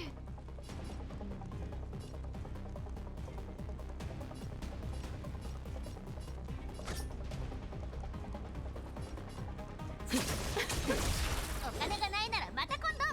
There you go. Then 立ちなさい。 there we go. はっ。火は熟した。楽しいですか。 恐れることはない。 Ah, team the main. 楽しいですか。指示を聞け。栄光の加護。揺らぐことなし。よくも。 Alright, first off, stop bullying Hole. 命のいずれ Secondly, 吹き落とされる。 alright. Alright.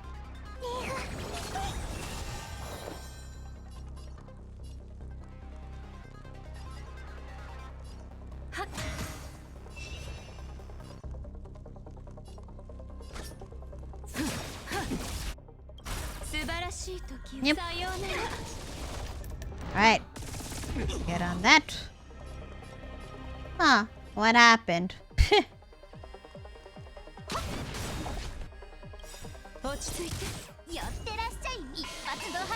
Ranya's shield is not going to be down until I defeat Japard.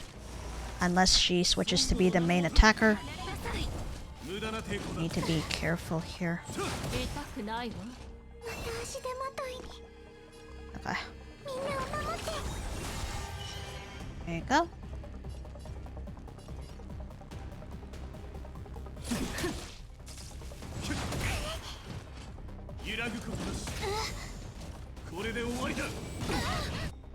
Alright, get that. Whoop. And that. Jesus.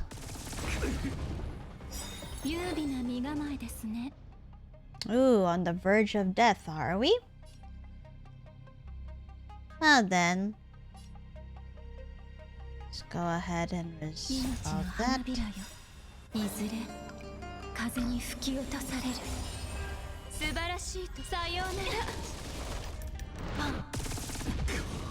Bye. Uh-oh. Yep. The real fight starts now then.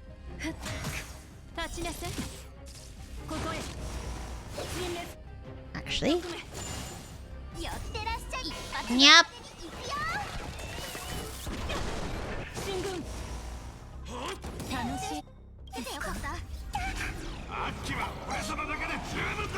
Alright.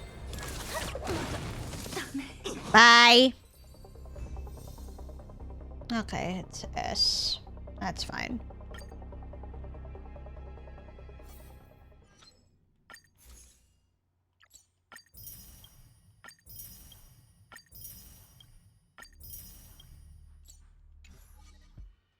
Now, it's been a hot minute since fighting Kokoya, and I'm just like... Ah.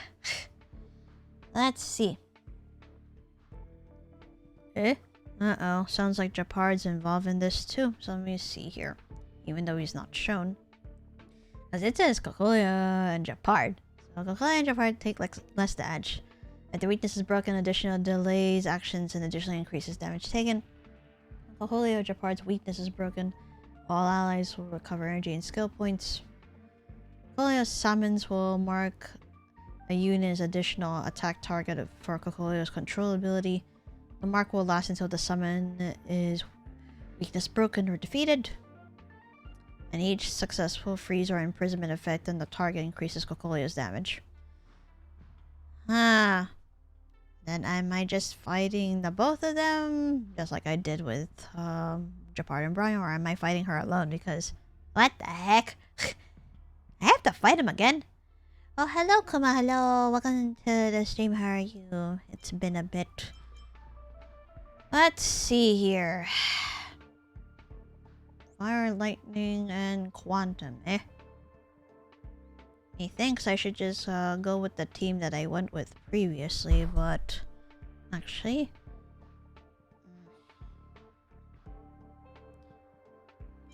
yeah, I think I should try that again and then see what happens.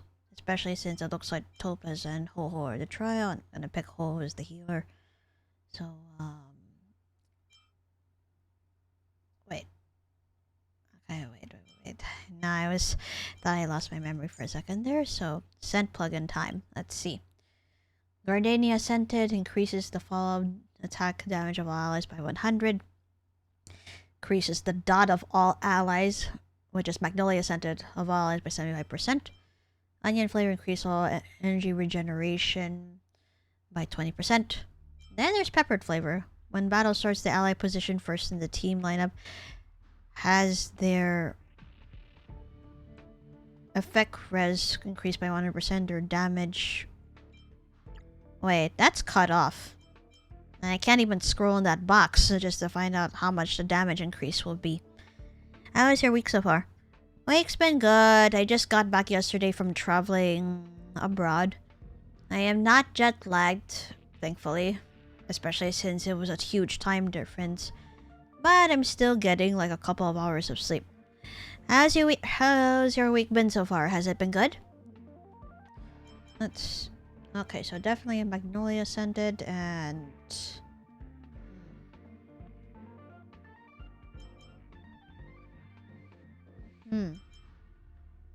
Follow-up attack or onion flavored? Let's see. Why don't I try to do onion flavored, see what happens. Alright. Been a hot minute. Ah, God. Nope. Ow. Ah, screw that.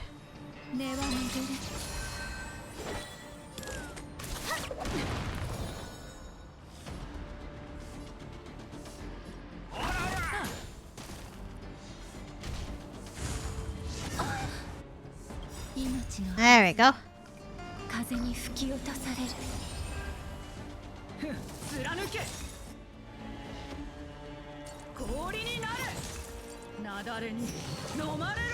Ah, I think I may have forgot how much of a pain the butt Kokolio has been too, so...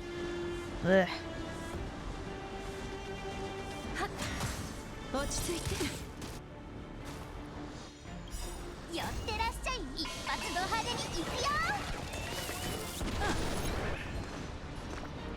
Alright. Gosh, between Gwenaifen and Kafka, eh? Either way, though. You do this first, then. Oop.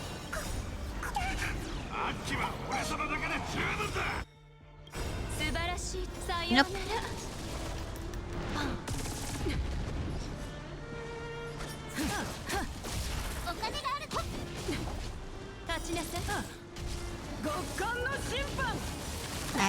Ack. Oh god. Ah, Jesus.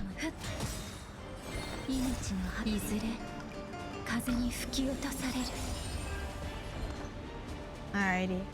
Alright. Seems everyone is still okay. I don't know. I just...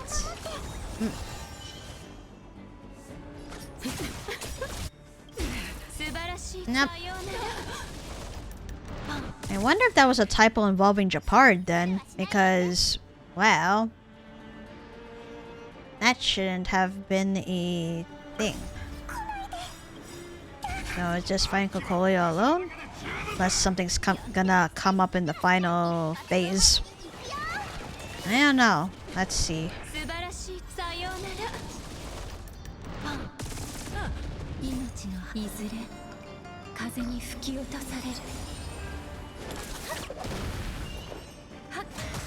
Oh shoot. Damn it. Shouldn't have attacked.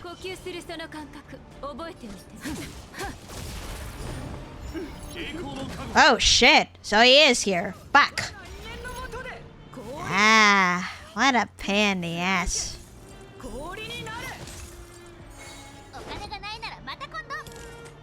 Bitch, why are you back here? Like, damn, dude.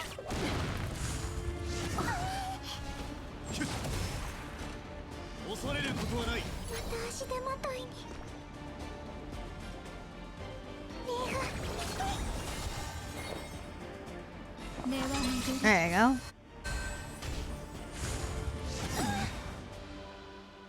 Jesus.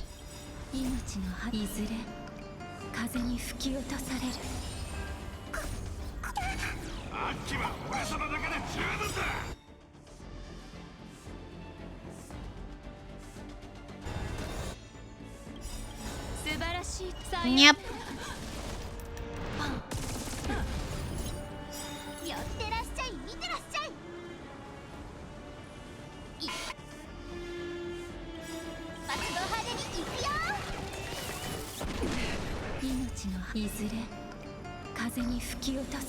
Jesus.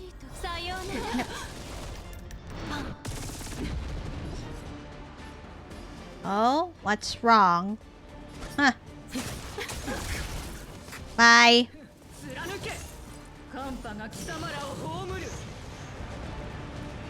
Ah.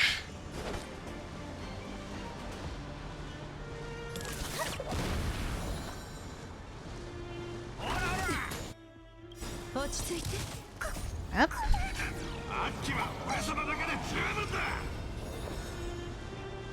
Okay.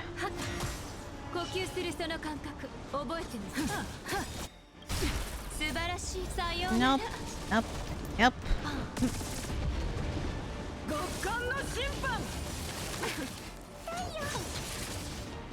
Jesus. Alright.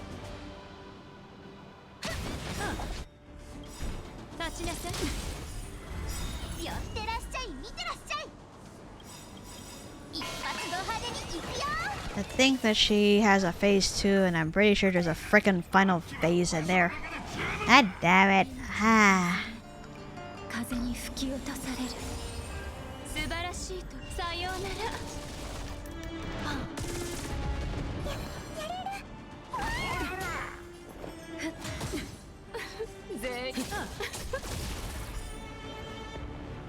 Oh?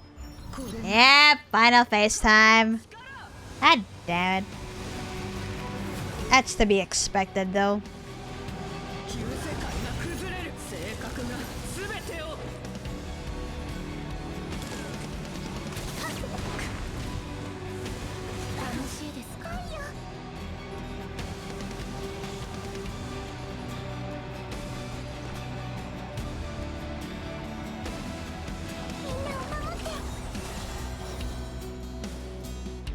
Ah, to hear Wildfire again after so long. Heh.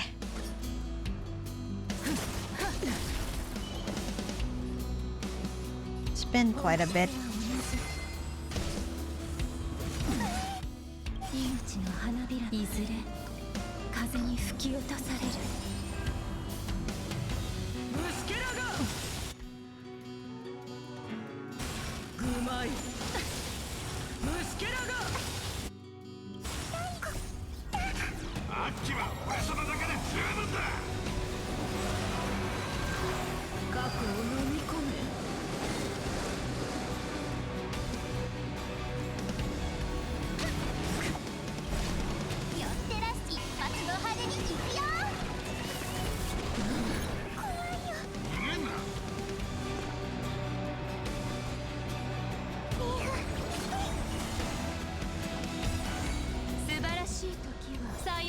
Whoop.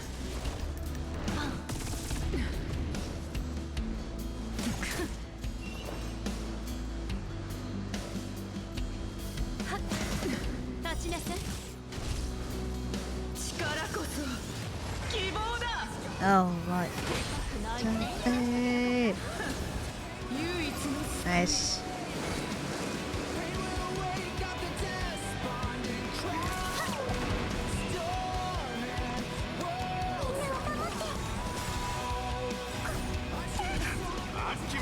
Hey. Yep.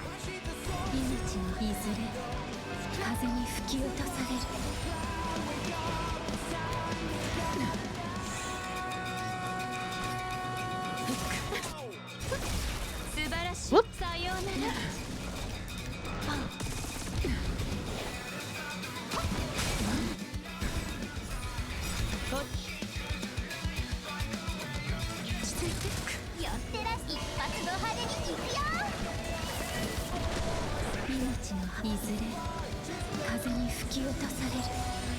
Right.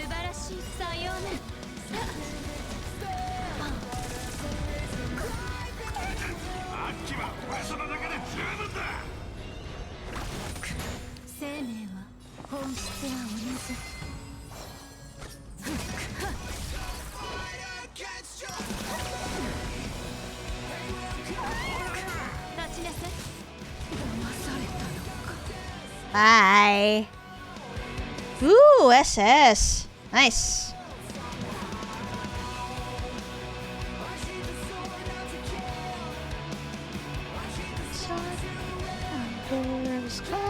Above the ground, wake up and hear the shearing sound. Hey. Good. Verifying identity. Authenticating. Authentication successful. Dear Special Test Candidate, we warmly invite you to participate in our survey and look forward to your suggestions and feedback. How did you find it? Very easy. Your feedback has been recorded and saved. New update detected. Perceptual Difficulty Enhanced Edition. Despair Mode. Department of Ecology's new hard mode, heaven-shattering, aeon-shuddering. Researchers shall gaze upon this, and Despair Mode expansion has been successfully installed. Oh god. Program updated. Would you like to load Despair mode and test more stages? Not ready yet. No problem. The cryo sleep pod is ready. You can restart the cryo sleep pod anytime if you would like to continue with the test. Thank you for using Idea Cloud to complete this test. Goodbye. Phew. Wait, let me get the rewards for the last. But damn, Despair Mode, I'm just like... Jesus.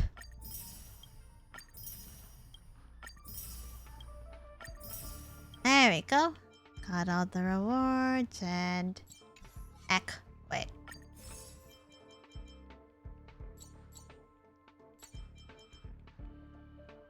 Oh, my dumbass. Okay, there you go. As for Despair Mode, Nah, I don't feel confident in that. Plus, there's a message that's been bugging me because it's from Dr. Ratio, so... Alright, dude, what do you want? Holy crap, there are 3 messages. What do you want? Oh my god. After 3 months of incessant engineering designs, I feel tad weary. Lycoris, do grace my intellect with a much-needed barrage of stimulating quizzes, if you would be so kind. This is such a weird request. This is the first time I receive a request like this. That's so. Is this not how you usually unwind? Let's see. Please design a weapon for the Express. Oh god. Make the Express move perpetually. How to turn the Express into a perpetual motion machine that doesn't rely on external energy? That's a brilliant question. Let me see.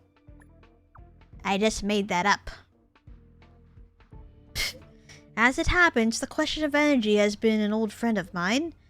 I'm confident in my ability to elevate the train to a level approaching perpetual motion. Hold on. What's wrong?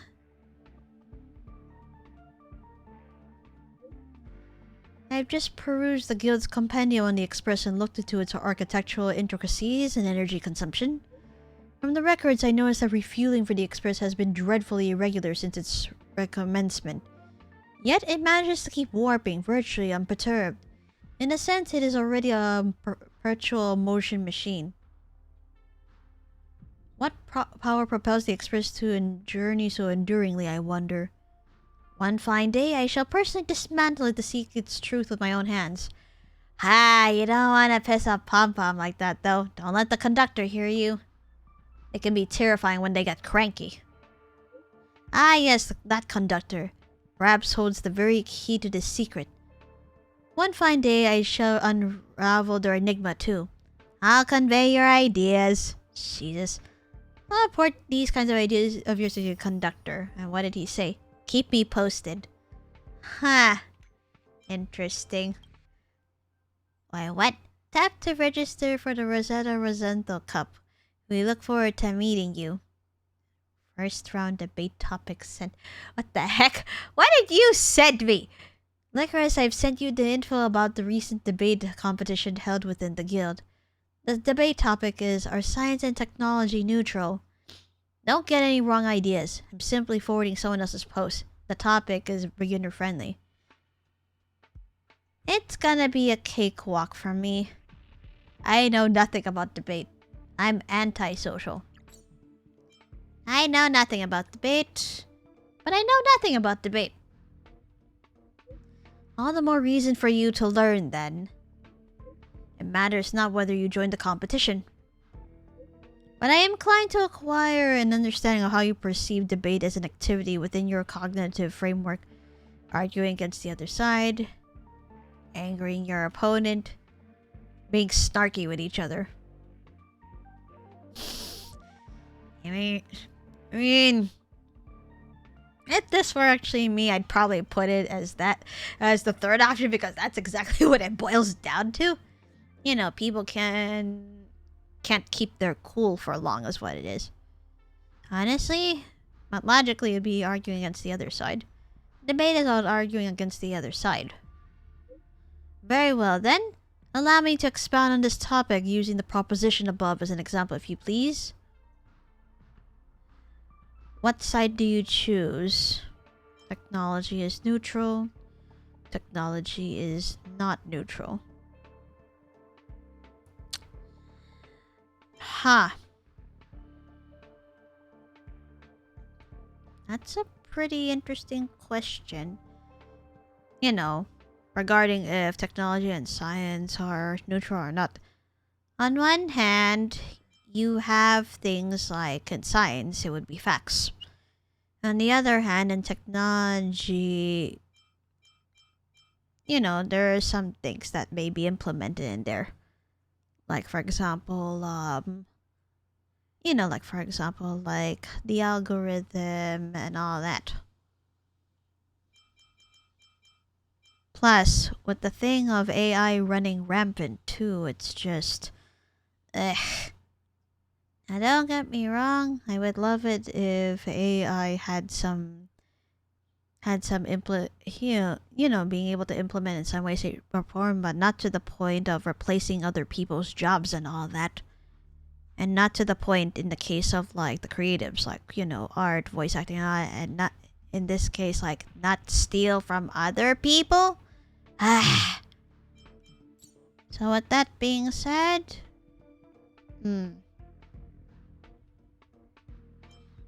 I think maybe I will go ahead and pick that technology is not neutral. I'll take the affirmative side then. You may speak first. Technologies are either good or evil. Some technologies are inherently good, like those that prolong lifespans. Indeed, strides made in medical technologies have undeniably saved many a soul from afflictions and ailments, but medical treatments are not necessarily synonymous with prolongation of life. Haven't you lot visited the Shanzhou Alliance already? Ah, yeah. Where people who have shorter lifespans are trying to find the forbidden elixir that is immortality. So that's understood. Methinks you ought to have a keener understanding of the dear price one must pay for immortality. I rest my case. See? This verily confirms my assertion. I didn't even get to speak, you son of a bitch! Little shit! Most often, one's rapid elocution bespeaks an agile intellect. However, it may also indicate a complete lack of cerebral engagement in one's discourse. Indeed, the conclusion is plain to see. Neither of us can sway the assertion of the other. You get it now? The truth at times does shine brighter and clearer via this matter of discourse, and at other times it doesn't. I guess that's fair. Most debates often amount to nothing more than a frivolous play of words. Amongst other things, I have once been enticed into partaking in debates that transcend the confines of language. Transcend the confines of language? Please explain this to me like I'm 5.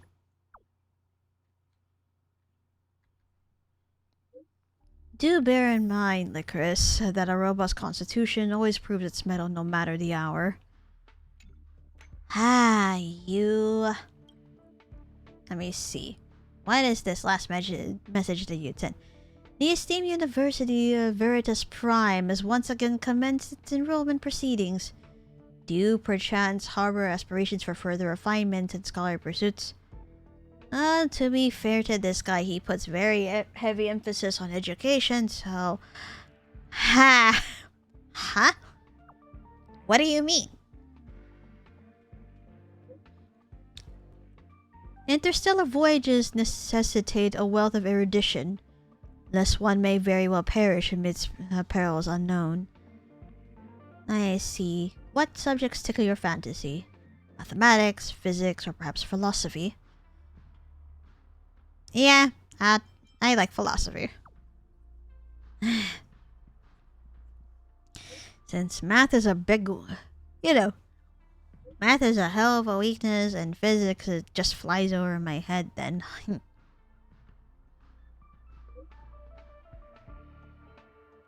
Let him go on. Gosh, this guy. Let's see. Are you privy to the demarcation between philosophy and science? To tackle scientific quandaries, one requires parchment, quill, and an eraser. Yet to unravel philosophical enigmas, parchment and quill shall suffice. For in philosophy lies a notable lack of a definitive criterion for right and wrong. I would not recommend this discipline to neophytes. Understood. You may need more time for careful consideration. Beware of those who only extol the virtues of academic discipline without candidly acknowledging its challenges. Oh boy, let him cook. I'm gonna wait for him to stop typing first. Let me see. I have met numerous students brimming with enthusiasm, only to witness their eventual departure ensconced in disillusionment and despondency. Hence, any academic decision should be approached with utmost caution. Though it may sound harsh, not everyone is suited for the scholarly pursuit. I'm surprised you're aware it sounds harsh. Or, I'll give it more serious thought. But, no! That is the reality of things. Not just in studying. But also, say if you went into a career thinking that it was for you, only to, after some time being on the job, you become disillusioned. It's all the same there, too. Surprised you're aware it sounds harsh. Harsh. Do ponder upon it with due diligence before tendering your response. And should you require it, I shall gladly lend my quill to pen a commendatory missive to your benefit. I mean, it's nice for you to look out for me in regards of education and all that. Also, I feel like... Let me see. Oh yeah. Huh. There's... Now, the adventure mission, I haven't done that now, have I? But let me see. Todd Reardon's academic research, glimpsing the verdant apothecary pouch. After the chaos in the Alchemy Commission, all applications need to be re-evaluated. Although Yuluo refused you, you found out that the Compendium of Remedies is not on the bookshelf. Perhaps you should take a look. You should take a chance to look around nearby. And in that case, I would have to... Wait, why are there 2? Ah, because, right, it said 2 out of 2 on there, so... Alright. So I should appear... probably around here. Be easier to go into the Alchemy Commission and then head on out from there. But first...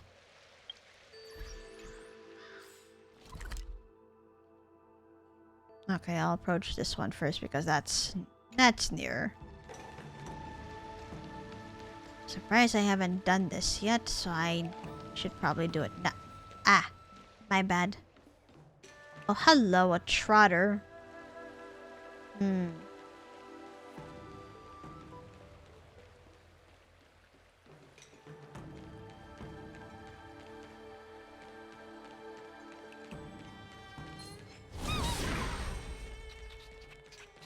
Oh, hell, you're...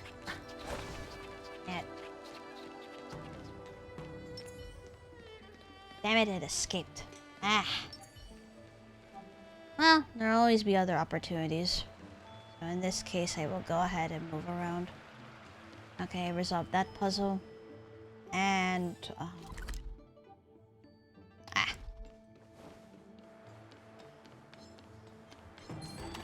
Nope.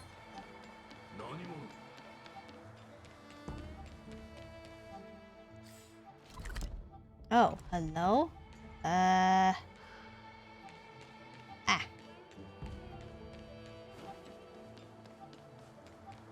There you go. Up there.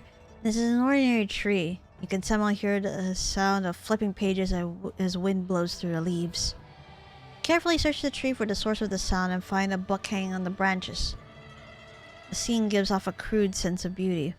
Could this be the text that Yuluo mentioned? You decide to take a deep breath and kick the tree. No! Jump up and reach for the branch. Hit the tree with your weapon. No one's watching. Nope. Jump up and reach for the branch. You're tall enough anyway, Stell. You jump as high as you can, lift your arms to try to reach the branch. Time stops the moment your feet leave the ground. You are concerned that you might reach something you shouldn't touch, such as a bird nest or a beehive. As you ponder about this, a book falls from a tree. Compendium of Remedies. Ah, this is part 2. So, I guess I'll get part 1 in a bit. The General Dihuang's drink. Classification, hatching, rebirth. Main indication, Vidyadhara that do not grow up from their infantile stage and suffer from delayed development. Prescription. Tiandong 1 mace. Bigger, faster 6 mace. Paradise Dihuang extracts 1 mace. Dosage. Make into a pellet and swallow. 1 pellet twice a day after food. History. This medication is still under clinical trial. If no results emerge after a year, consider this prescription valid and abandoned. Note. Bigger Faster is a combination medication from various different plants. Though there are no toxic side effects, it is strictly forbidden to widely apply this medication before Lady Bailu confirms its efficiency. From Lady Bailu's words. Injection of past life in dreams. Classification, hatching, rebirth, main indication. Vidyadhara that ingest this after their hatching rebirth can remember their past life. Prescription, powdered dragon scale coral 1 mace. Extracts from dream speaker flower fruits 1 mace. 3 candarine, calming valerian extracts, 3 candarine, white hair ivy extracts 2 candarine. Dosage. Inject using golden needle after concocting the infusion. Clinical evidence showed that this prescription should be used within 5 years after hatching rebirth. Huh. And this is all about Vidyadhara stuff, huh? The patient will be able to regain memories of their previous life via dreams. However, the quantity and level of clarity of these memories are unable to be controlled. So, history. According to Vidyadhara legends, this prescription was made by the alchemist King Lu for their lover. King Lu did not want the relationship to be over and wanted to continue it in their next reincarnation. This prescription goes against the cultural traditions and laws of the Vidyadhara. It should not be used except when the very survival of the Vidyadhara race is at risk. It is an offense against the laws of the Vidyadhara to use the injection of past life and dreams on a Vidyadhara against their will, through coercion or by force. The offender will suffer the punish of rebirth. From Anthology of Dragon Sovereign Salvation. Let's see. Karmic Salvation Fusion. Classification. Mara-struck. Oh. Main indication. To alleviate the symptoms in early stage Mara-struck and slow down the development of Mara. Prescription. Cyanporia 1 mace. Powdered Dragon Scale Coral 3 mace. Mortuary Fragrance from the Shuling 1 mace. Calming Valerian Extract 1 mace. Dosage. Boil in distilled water until it forms a gel. Filter and remove powdered residue. Freeze and dry the gel, then grind into powder. Place this powder into powder inhalers and use. Take when suffering from agony. Being Mara-struck has no cure. Oof. This medication can only soothe the pain and calm the mind. It cannot save lives.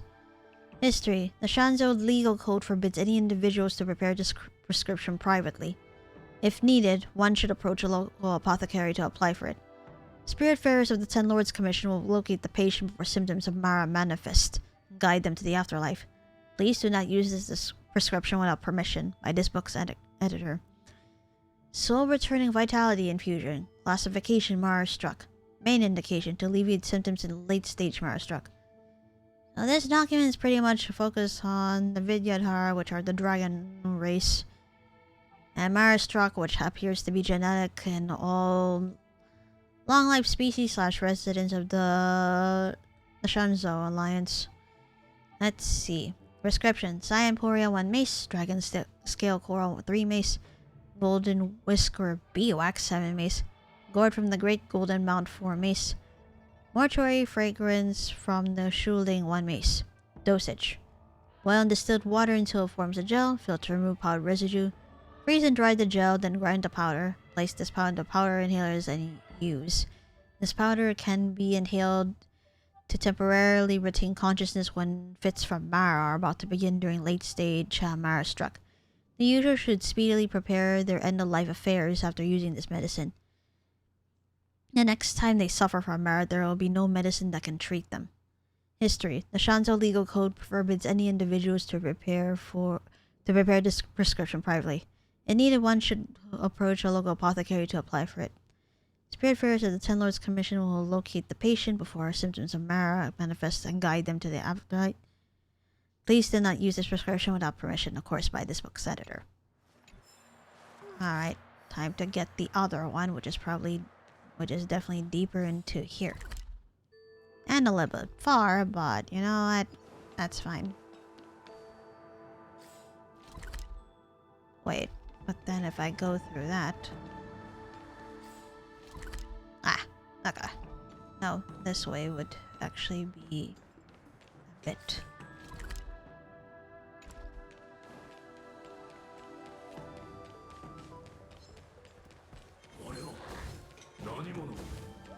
Nope.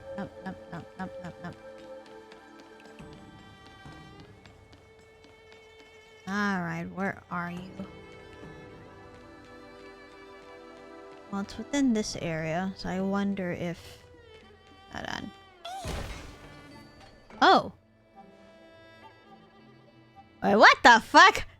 How did that happen? I didn't expect that. It was like, oh, it's in this area, so maybe I just go ahead and break this vase. My god. People talk about shooting fish in a barrel, but never about getting books out of one. You're lucky to encounter such a rare occurrence. Today your happiness came from books. You found one of the volumes of the Compendium of Remedies. What does this one say now? Part 1. Huh. Stone calf Semicfuge infusion. Eh? Classification orthopedics. Main indication. Pain from regrowing a broken tooth. Jesus. Pain from obstructed wisdom teeth growth. Ack. Prescription. Draconic licorice 4 mace. Mountain devil mint 1 mace. Droppings from blue winged squirrels 2 mace. Insumosu steadfast teeth 1 packet. The ones produced by Supportoi pharmaceuticals are the best. Dosage: boil in hot water, then filter out and throw away any residue. Drink the liquid 3 times a day and finish the entire infusion over the course of 1 day. Tastes fishy and bitter. Please add powdered sugar when ingesting according to your preference. Those who suffer from the pain of a broken tooth should take this when the tooth is growing back. Those who suffer from obstructed wisdom teeth should take this every day. Do not take more than 1 infusion per day. Contraindicated with the pain-soothing infusion, 1000 manifestation infusion, supreme liberation pellet, and red cockroach. What? Cockroach? Ew. Sweet salty ointment. Contraindicated in pregnancy and breastfeeding, however, the infusion can be held in the mouth and spat out once the pain recedes, following by rinsing the mouth with fresh water. History. This is an ancient prescription aimed at soothing excessive teeth growth in Shanzhou natives. In year 6652 of the star calendar, Baize, Cauldron Master of the Alchemy Commission, altered the 2 components of draconic licorice and steadfast teeth, replacing them with extracts of cloud poria grown on the Yao King and rock salt crystals from Insumosu, respectively. This medicine can effectively cure obstructed teeth growth for approximately 20 years. From Kang Sheng's collection of prescriptions. Clear head flowing merit infusion. Classification: psychoanalysis. Main indication: intense emotional fluctuations such as fear and horror. Oh? Let's see. Prescription: calming valerian extracts 1 mace, key strengthening infusion 1 mace, plain flowers 1 mace, 3 cadarine, golden memory berry extracts for cadarine. Dosage: the medicine is in powder form. It can be dissolved in water and drank, or made into pellets and swallowed. The medication should be taken immediately as required. Once emotionally stable, the patient no longer needs to ingest this medicine. History: the prescription has existed before the formation of the Alliance. So this is a pretty old medicine, then, is what you're saying. After signing a trade agreement for the first time with the IPC, the Alchemy Commission welcomed an academic exchange visit from the Intelligentsia Guild's Troop of the Learned. The 2 parties exchanged information. Interesting.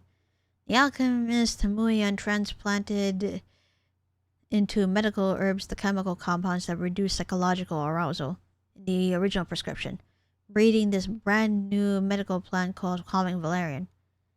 In other words, calming valerian is genetically modified and all that.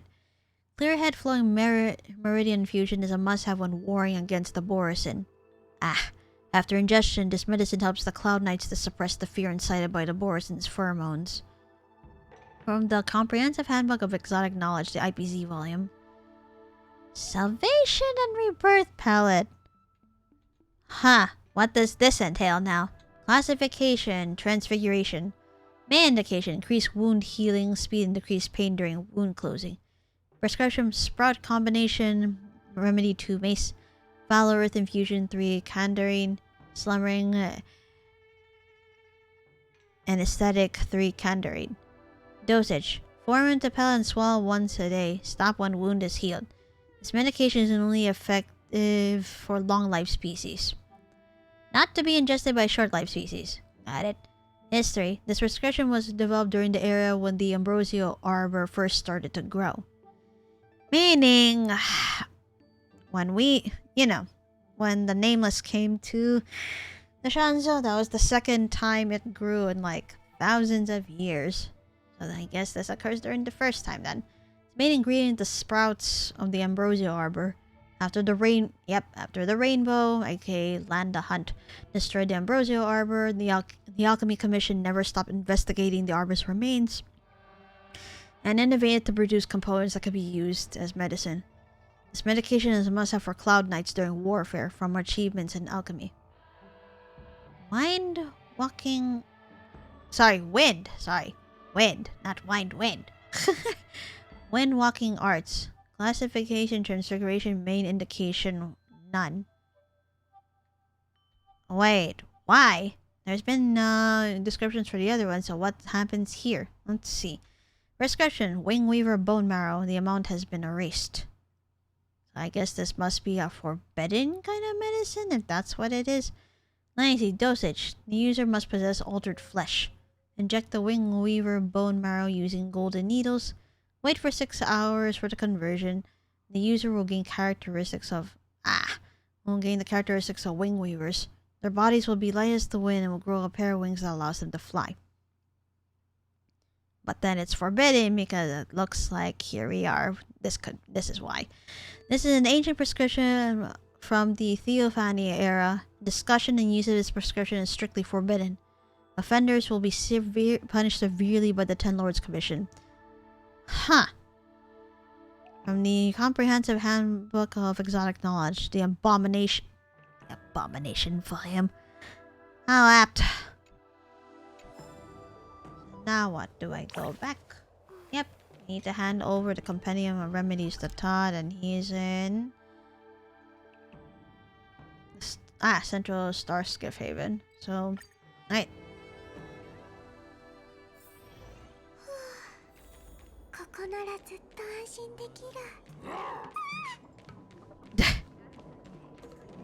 Alright, dude. I found the thing, even though I'm gonna potentially get in trouble for it.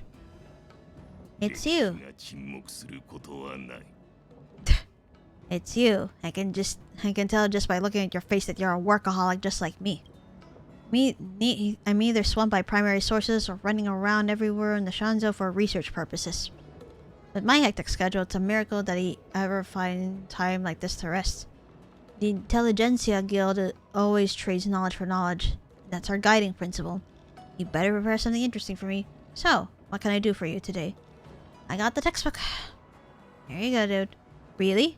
Let me see. Todd starts reading on the spot.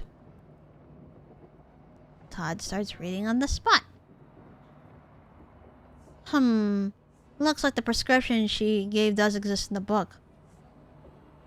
But what about the ingredients in it? What are you researching? I want to find out whether the prescription the last chief alchemist gave me is genuine. After all, I gave her a copy of Theories on Returning from the Underworld, which is an invaluable ancient text. Of course, I need to see how good her returning gift is. Let's see. That woman's gifts always contain evil intent. Don't worry, she is skilled in pharmacology. Just make this medicine and ingest it to find out. You want the short-life species to take a long-life species medicine? I want to live for a few more years still. Well, I'm sorry for making the suggestion, but if you're gonna have to find out that it's genuine, I feel that would be one of the best ways to do it. But yeah, though. All these medicines seem to be applied to long-life species in the Shanzo anyway, so oof. This prescription is recorded in the medical textbooks, but there's an extra ingredient. The prescription didn't say what this ingredient is or where it's from. It's just called the Divine Aureate Twig. Is this the name of a common medicine in Shanzo? Lycoris, what do you think? Let's see. I'm guessing it's a twig from the bodies of the marrow struck. I don't know either. The answer of one question will always lead to another. Can I please ask you to find an alchemist and get some clues out of them?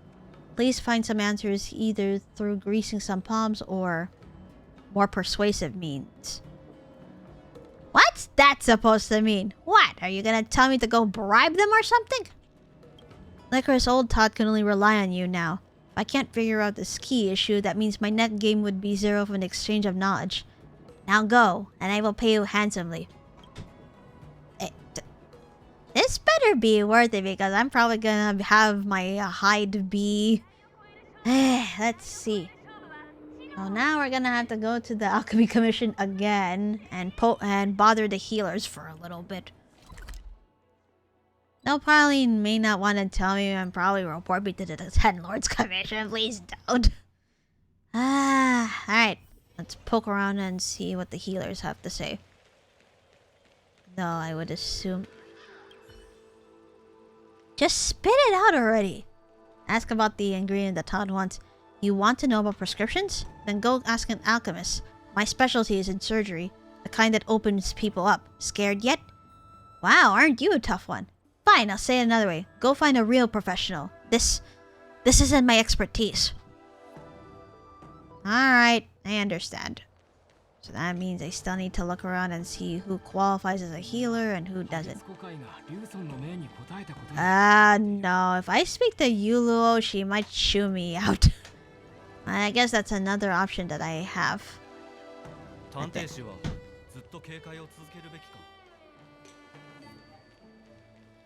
Oh wait, I'm looking outside this circle. My bad. Oh, hello. Text I must have missed. Oh, hello. The Unorthodox Collection. The Comprehensive Handbook of Exotic Knowledge. On a literal level, exotic knowledge could be construed to mean knowledge from outworlders. However, at the height of the Alchemy Commission, the Alliance was almost completely dependent on the progress of medical science. Therefore, the exotic knowledge in the Comprehensive Handbook of Exotic Knowledge specifically refers to medical science from outworlders. This book is also the first work on the history of the Alliance that systematically represented the medical science of foreign civilizations. The Comprehensive Handbook of Exotic Knowledge occupies an important place in the history of the Shanzhou civilization's contact with the outside world. It could even be said that the book had profoundly influenced the direction of the Shanzhou civilization's development, shaping the Alliance into what it is today. The author of this book is unknown. It is thought to be a collective work from the Alchemy Commission staff of the Shanzhou UQ and the Yao King. According to the chronicles of the UQ, the editing of this book was a part of the exotic knowledge revival movement spearheaded by Diayu, the cauldron master of UQ's Alchemy Commission at the time. It is commonly thought that Diayu also directly led the editing of the Comprehensive Handbook of Exotic Knowledge. When published, the Comprehensive Handbook of Exotic Knowledge was split into 3 volumes according to civilization clusters, with 4 chapters in each volume. The first volume was the IPC volume, which we encountered an excerpt from the passages we read earlier. The second was the Guild volume, which we have not encountered. The third, the Abomination volume, which we had found in the last part of part 1 of the pages we found. Let's see, the third volume encountered significant pushback towards publication. Even though DAU overcame public scrutiny, the third volume was only made available 70 years after the first 2 have been published. Time proved that the Abomination volume provided a very positive contribution to the development of the Shanzhou's medical sciences. After all, both the IPC and the Guild are civilizations dominated by short-life species, and the residents within their domains have drastically different anatomies and physiology to long-life species. Though the Alliance could learn from their scientific thought processes and medical technologies, there was only so much to gain from them. Meanwhile, the topic of investigation in the Abomination volume are the denizens of abundance. Oh boy. Here we go again, and yes, long-life species just like the Shanzhou residents. Wing Weavers and Borisons have always had their own unique medical science systems. The Shanzhou natives habitually looked down upon these abominations' technical achievements in the millennia prior. Huh. I wonder when it came to like that Wing Weaver prescription, it was forbidden. And you'll get severely punished by the Ten Lords Commission. Yuzu, thank you for the head patch. Now we are all well aware of the kind of danger that lurks in their arrogance and spite towards enemies. However, for the Shanzhou natives of the time, publishing a work such as the Abomination volume that humbly learned from our enemies was practically tantamount to treason. Jeez! Thankfully, DAU was able to withstand pressure and could rid the entire alliance of the shackles of arrogance and spite, thus obtaining more useful knowledge. Great Encyclopedia of Shanzhou Chapter on Medical Sciences. This book was authored by Izumi Tamagawa bint Amatula from the IPC, who was an expert in the study of the Shanzhou, a natural scientist and a writer. In the year 7032, 23-year-old Izumi Tamagawa arrived at the Shanzhou Zuming as a trade specialist, and decided there as a visitor for the rest of her life. She realized that the cosmos' knowledge of the Shanzhou Alliance at the time was mostly based on incomplete stories or unfounded rumors. Therefore, she resolved to author an epic work that would comprehensively present the Shanzhou civilization to foreigners. That was how 40 years later, the Grand Encyclopedia of Shanzhou was born. The chapter on medical sciences featured prominently in this epic work, taking up almost 1/3 of the pages. The chapter of medical sciences Izumi Tamagawa used the IPC's medical system to classify all the medical and pharmacological works that could be found in the entire Shanzo Alliance, as well as recounting their histories and explaining their principles. While the chapter on medical scientists is only an amateur piece of work when compared against professional pharmacopoeias, excuse my mispronunciation, and medical textbooks, this publication still managed to achieve Izumi Tamagawa's original goal of letting every traveler understand the Shanzo's medical scientists. Nice, that is some lore that I missed out. Oh, confused healer. Hello? I'm sorry. I just started working the Alchemy Commission recently. I haven't even memorized the common prescriptions yet. I really can't answer this question. It's better you ask other people. Oh, hello, Bailu.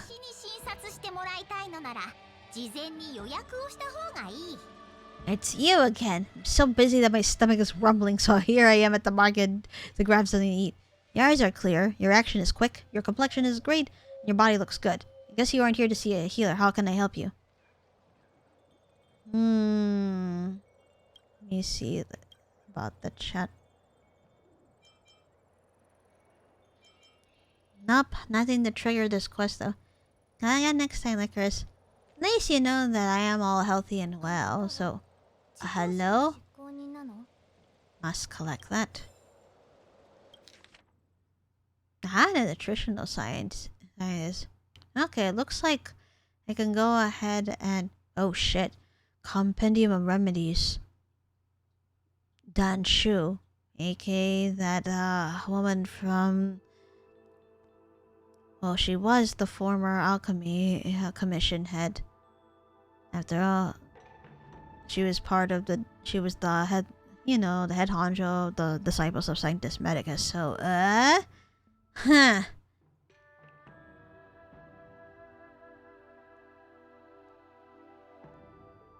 Nice, let me collect that then. Chanzo Medical Trader. Wait, what? If you need me, just holler me at another time, or take a look at... you can take a look yourself if you like, whichever you prefer. How do you get away with such a nonchalant attitude towards business? That attitude is completely acceptable in this day and age. How do you get away with such a nonchalant attitude towards business? In our line of work, a patient who needs medicine will have already planned out what they need to buy. People find a hard sell annoying. Some peace and quiet is probably better. I'm a person who likes peace and quiet, not to mention that I run a pharmacy. That's right, a pharmacy. So peace and quiet is best. If things are too bustling around here, it's not necessarily a good thing. Long species earn their salaries the long way, you know? Alright, if it's okay with you, then I'll just take a seat and have a sip of tea. Huh. Actually... wait, what? Where have I seen you before? No way. You must be mistaken. Hang on, where do you think you saw me?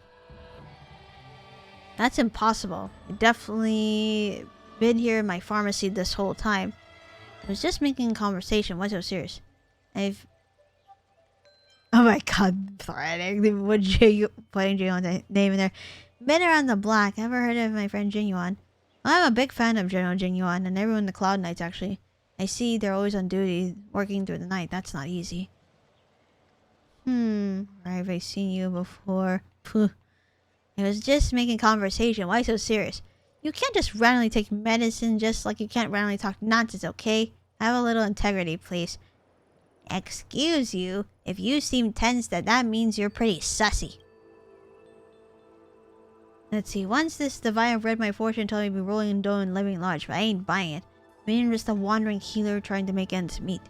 Pursuing greed and medicine will eventually come to bite you sooner or later. You just want to live out an ordinary life.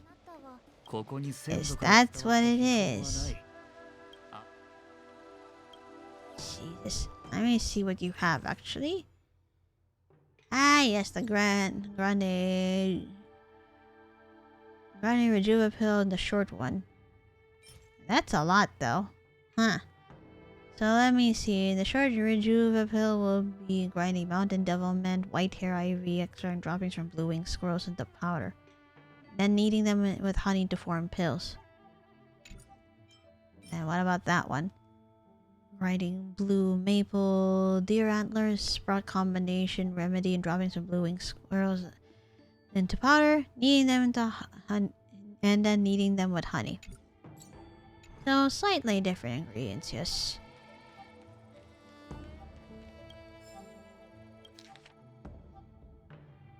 Nice. Still going on the medical research collection. Looks like there's a lot of lore pieces I haven't been able to collect prior. Lihua's medical compendium and key tenets of long life. Huh. お前の店にまん丸に太ったやつはいないのか? I just need to look for an alchemist. Oh wait, what's this? The word got out pretty quickly, huh? Even my sister came and told me about it. Well, it's caused quite a stir. What exactly is going on? Why is everyone talking about it? Okay, I'm being a nosy bitch. I want to know what they're talking about. Here's the story. A healer prescribed the pellet to a patient. As it turned out, the patient swallowed the entire pellet without reading the prescription in full. Oh, that's a recipe for disaster, my dude. But that pellet sealed in wax was as big as someone's fist. What? The prescription laid it out very quickly that the patient had to cut the pellet open and consume the medicinal extract inside.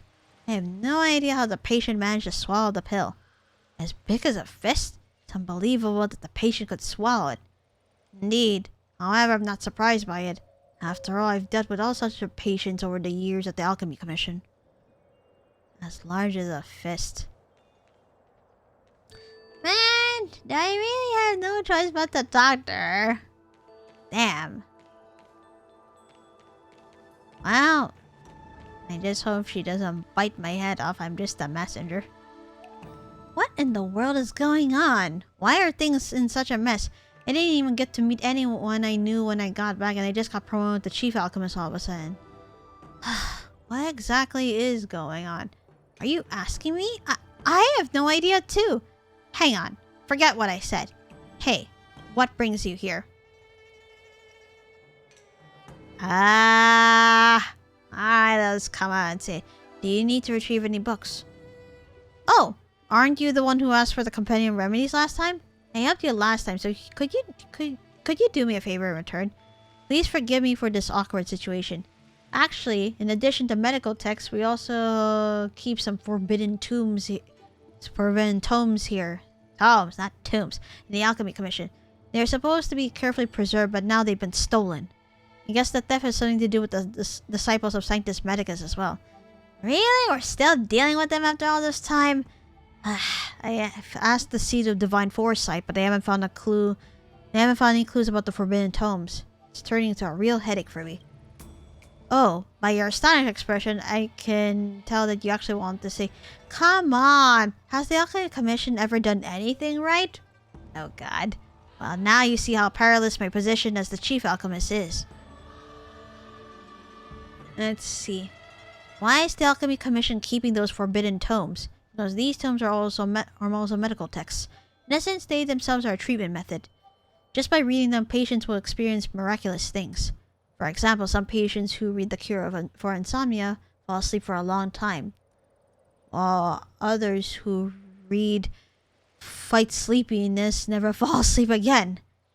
Jesus. Sounds like the curios in the space station, do you agree? You should destroy such dangerous books before it's too late. Aren't they super dangerous? Sounds like the curios, to be honest. You mean the one from the Genius Society? Yeah, I've heard she's got some unusual collectibles in her space station. Oh, Herta, your reputation. In a way, the Alchemy Commission is doing the same thing, but more specialized in the field of medicine. There's a certain reading barrier for those forbidden tomes, so they are completely harmless to the majority of people. However, when they fall into the hands of someone who is skilled at deciphering them, it pains me to imagine the terrible things that could happen. They must be retrieved as soon as possible. Is it okay? Let me see. You should destroy such books before it's too late. Some healers in the Alchemy Commission also advocate the destruction of forbidden tomes just like you. But in my opinion, since those tomes have medicinal value, they can be really helpful if they end up in the right hands.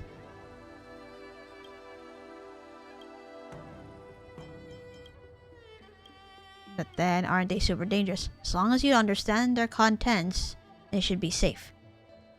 A certain reading barrier, eh? Is it okay to spill your secrets like this?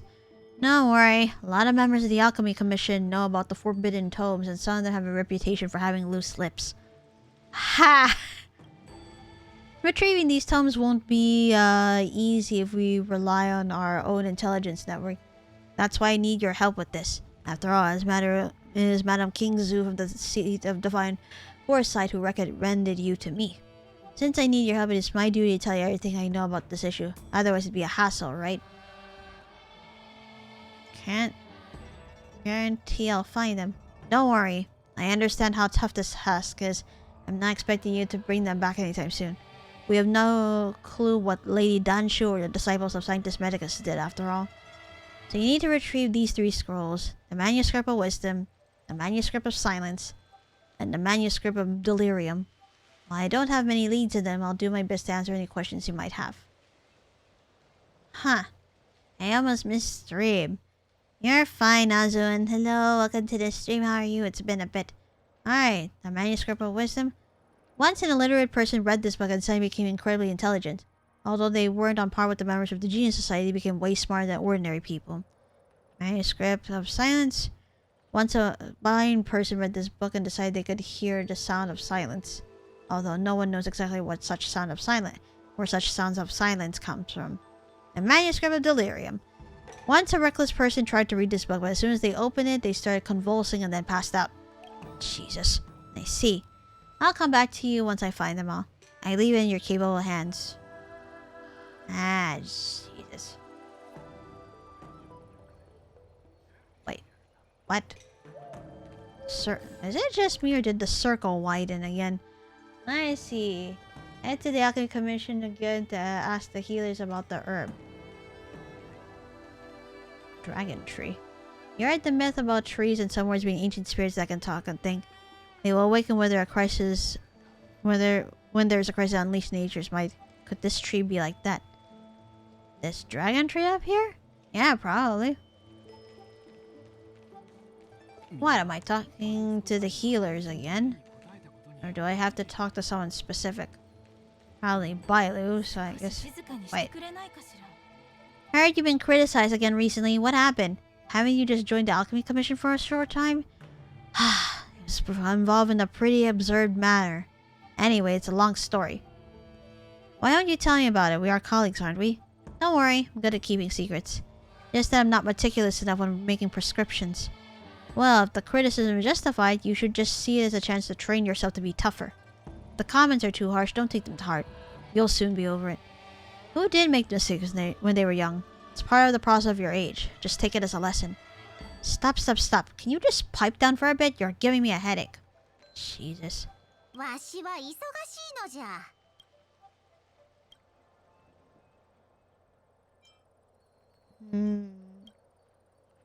Nope, doesn't seem like that. Ones are mostly same, and same here. Hope you had a great trip, Chuni. I did. It was a good way to... Number 1, it was a good way to relax. Number 2... Well, I went to a different part of the Philippines this time that I haven't been to before, so I had fun out of that. As for the trip to Japan after that... I had fun there too. So it was pretty much well needed. Alright.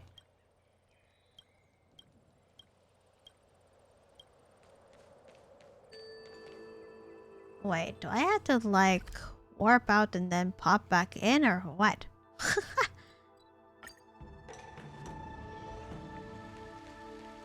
And yet...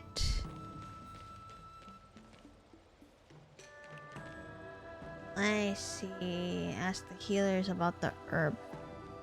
Which ones though?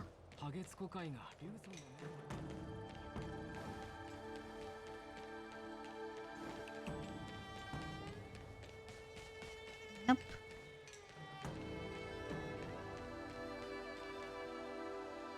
A learned alchemist, eh?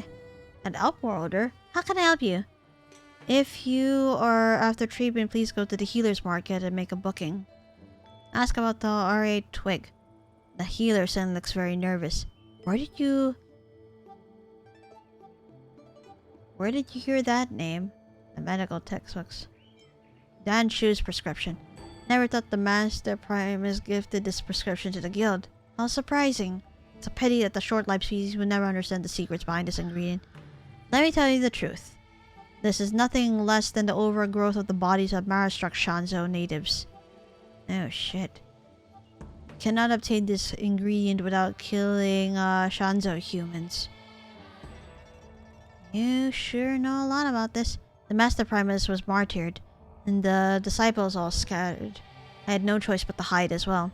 Ah, so they were part of the Sanctus Medicus then. I can pretend this never happened today, but if you don't want the Cloud Knights or the Ten Lords Commission giving you trouble, you better leave right now. Otherwise, I can't make any promises. Sorry, but I work for the seat of the Divine Foresight. You scoundrel. Oh, shit.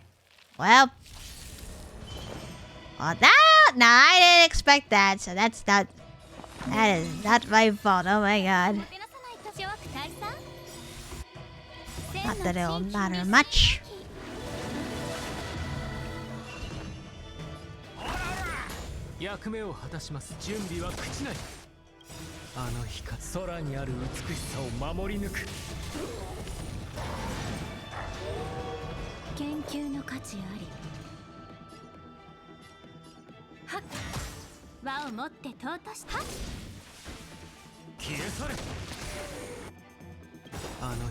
I'm destroying you before you start summoning others.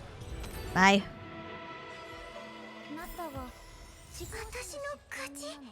Eerie twig.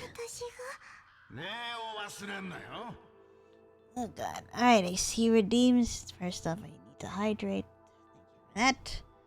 And I'm gonna go stretch next.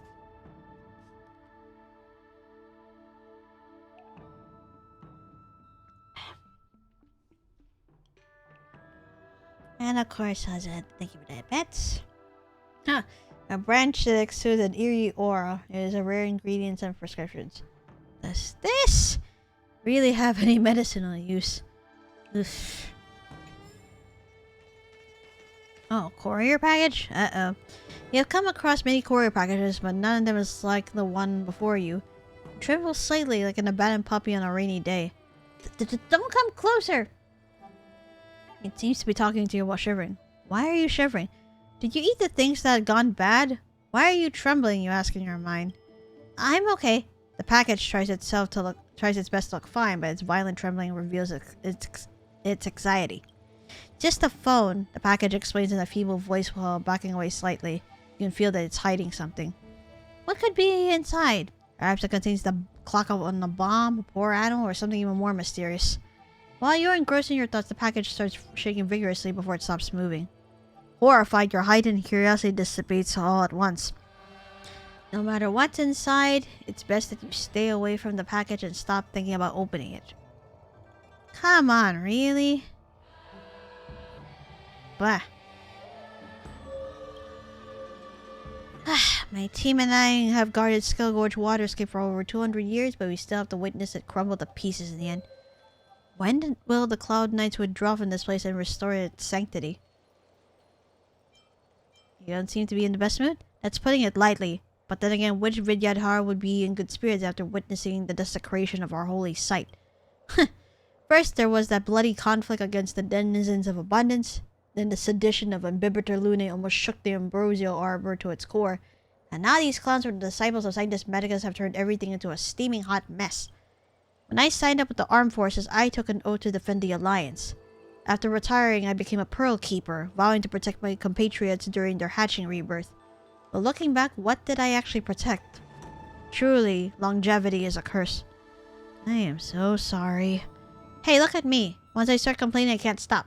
I've grown far too talkative in my old age, so please forgive me. Do you have anything you'd like to ask me about? Let's see, a chat. Alright, I've been a Pearl Keeper for over 200 years. Now everything there is to know about this place, so you can ask me what you want. Anything you want. Actually, I'll stop bothering you for now. I have to do another. Oh good, it's no bother at all. Anytime you want to chat, just come and find me. I usually can't find anyone to talk with about this stuff. Which is totally understandable. 地公使の執行人なの？ Oh, wait. I have the herb, so now I can go to Todd. So, alright. Alright, I have it. I just hope this won't spell any consequences for you. ここならずっと安心できる。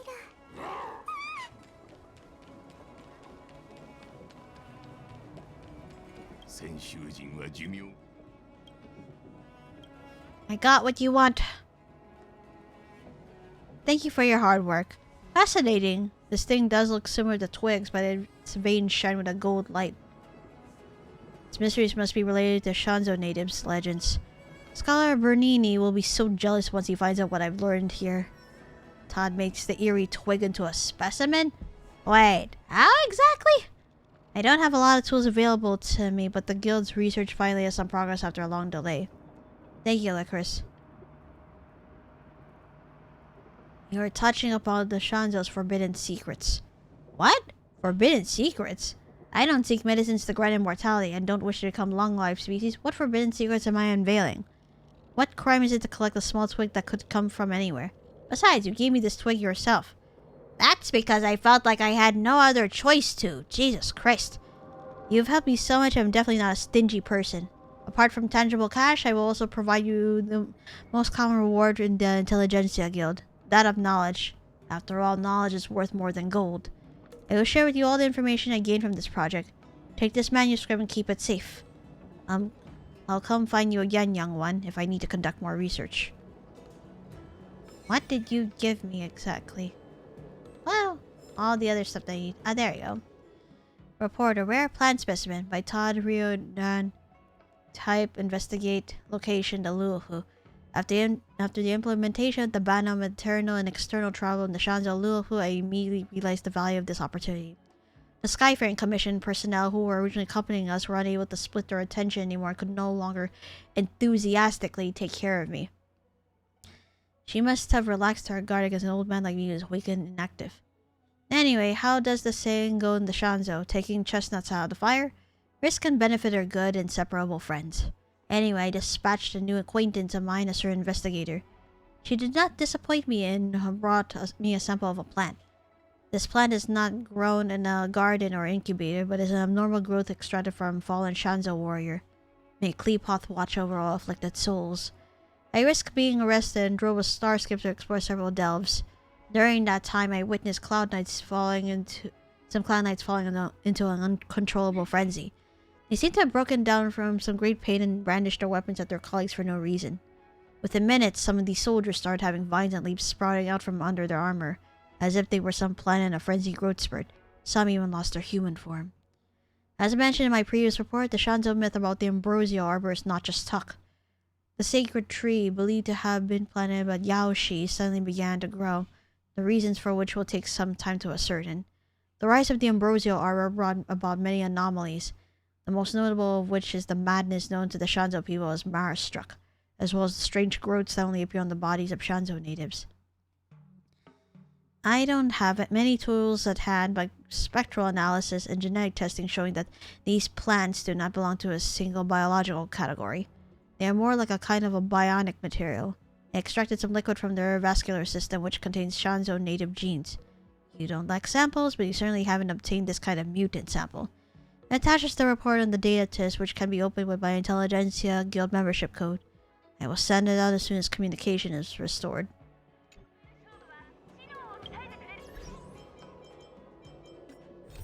I am worried, though. I'm still kind of worried if I have to... Hold on. Let me go to the...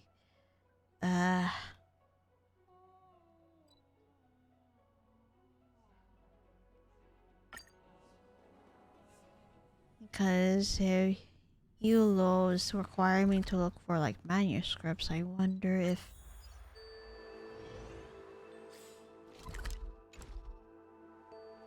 Nope, I am not in the safe zone of things. There you go. I wanted to get that mission done because it was bothering me for a while to not like complete it. あれよあれよという間に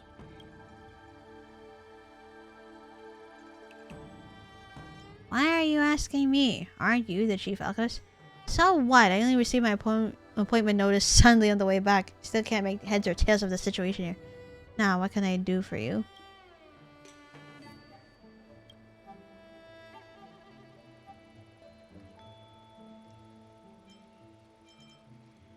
Okay. So I guess... Huh.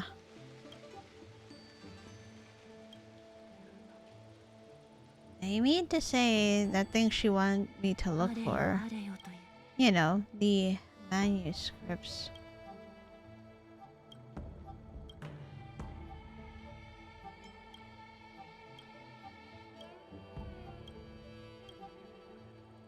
I guess the mission just ended just like that. And what the heck did you want me to find those manuscripts for then? In any case, I think I'm gonna go ahead. Hold on. Let me search a bit more.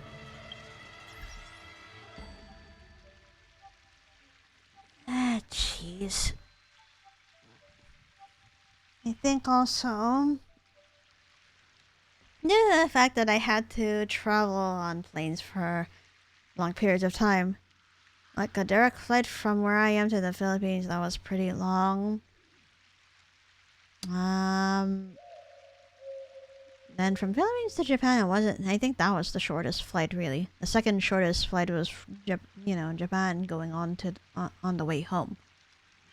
So because of that, yes, I've been feeling a little bit stiff, and especially since I have not done any like physical activity for a while. You know, like any exercise. Especially since I did lots of walking in Japan too. Yeah, everything's feeling a bit stiff here and there, so I'm just like, ah. And I think that I'm gonna prepare exercising for real for the next few months. Hopefully I didn't really gain much weight. I maintained and lost it while being on vacation, but no. I still have a goal to meet. But yeah, in any case, I'm gonna go ahead and go into debrief in 3, 2, 1. Alright, I am heading out for the night. Thank you all for joining into my stream today.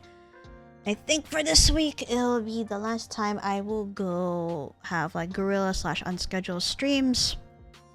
I did say that after, everything had been settled, as in like, travel for the holidays, and then the vacation I just had for 2 weeks. Starting next week, everything will go to a regular schedule.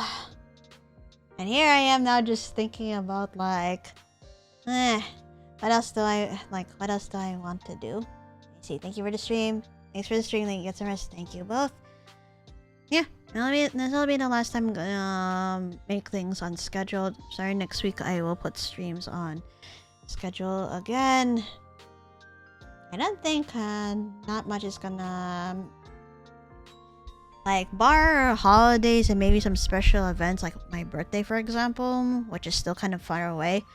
I think nothing else is gonna be happening otherwise, unless I tell you in advance, like, oh yeah, something came up and all that, so I will need to adjust stream accordingly, the streaming schedule accordingly and all that. Tomorrow, finally, I've been, what do you call it? I have been waiting for it, but finally I am planning to play Yakuza 6 tomorrow. Like, I have been on suspense, especially since, yeah, I forgot to tell you, so during the time when I was in Japan, Yakuza, or rather as it was localized / rebranded differently as Like a Dragon 8 came out on the 26th. So while the release date was near, there were advertisements around in Japan for the game. Like, I saw one at a soba shop, which I ended up eating because, and once people advertise like stuff like a game or something, they will have special things. Like in food shops, like there was a soba shop that was near the hotel, and they were advertising at least 3 special dishes to commemorate RGG8. Then there was another noodle shop, but it was ramen focused, and that too had like a special dish there. Not to mention, some friends showed me that RGG8 had been advertised in New York's Times Square. So that was pretty awesome. I wish I could have seen it in person, but alas, I can't be in 2 places at once. Alright, give me a second. Like I said, I haven't been because I've been traveling and like being cramped in such short, in such small spaces like a plane at a time. I'm just being a little bit out of it. Okay. Alright, I'm seeing who's on so I can see who to raid, and oh dear. Looks like I catch my Kohai / friend Rosen, and normally she would stream stuff like she would stream stuff that's focused on gacha like Genshin, Grand Blue Fantasy. Don't know if she started in if she's ever played Star Rail or not. From what it seems like, no. Apparently, she is playing Power World at the moment, which is something I had been curious about because when it was first advertised like last year, the only thing that came into mind was Pokemon but with guns.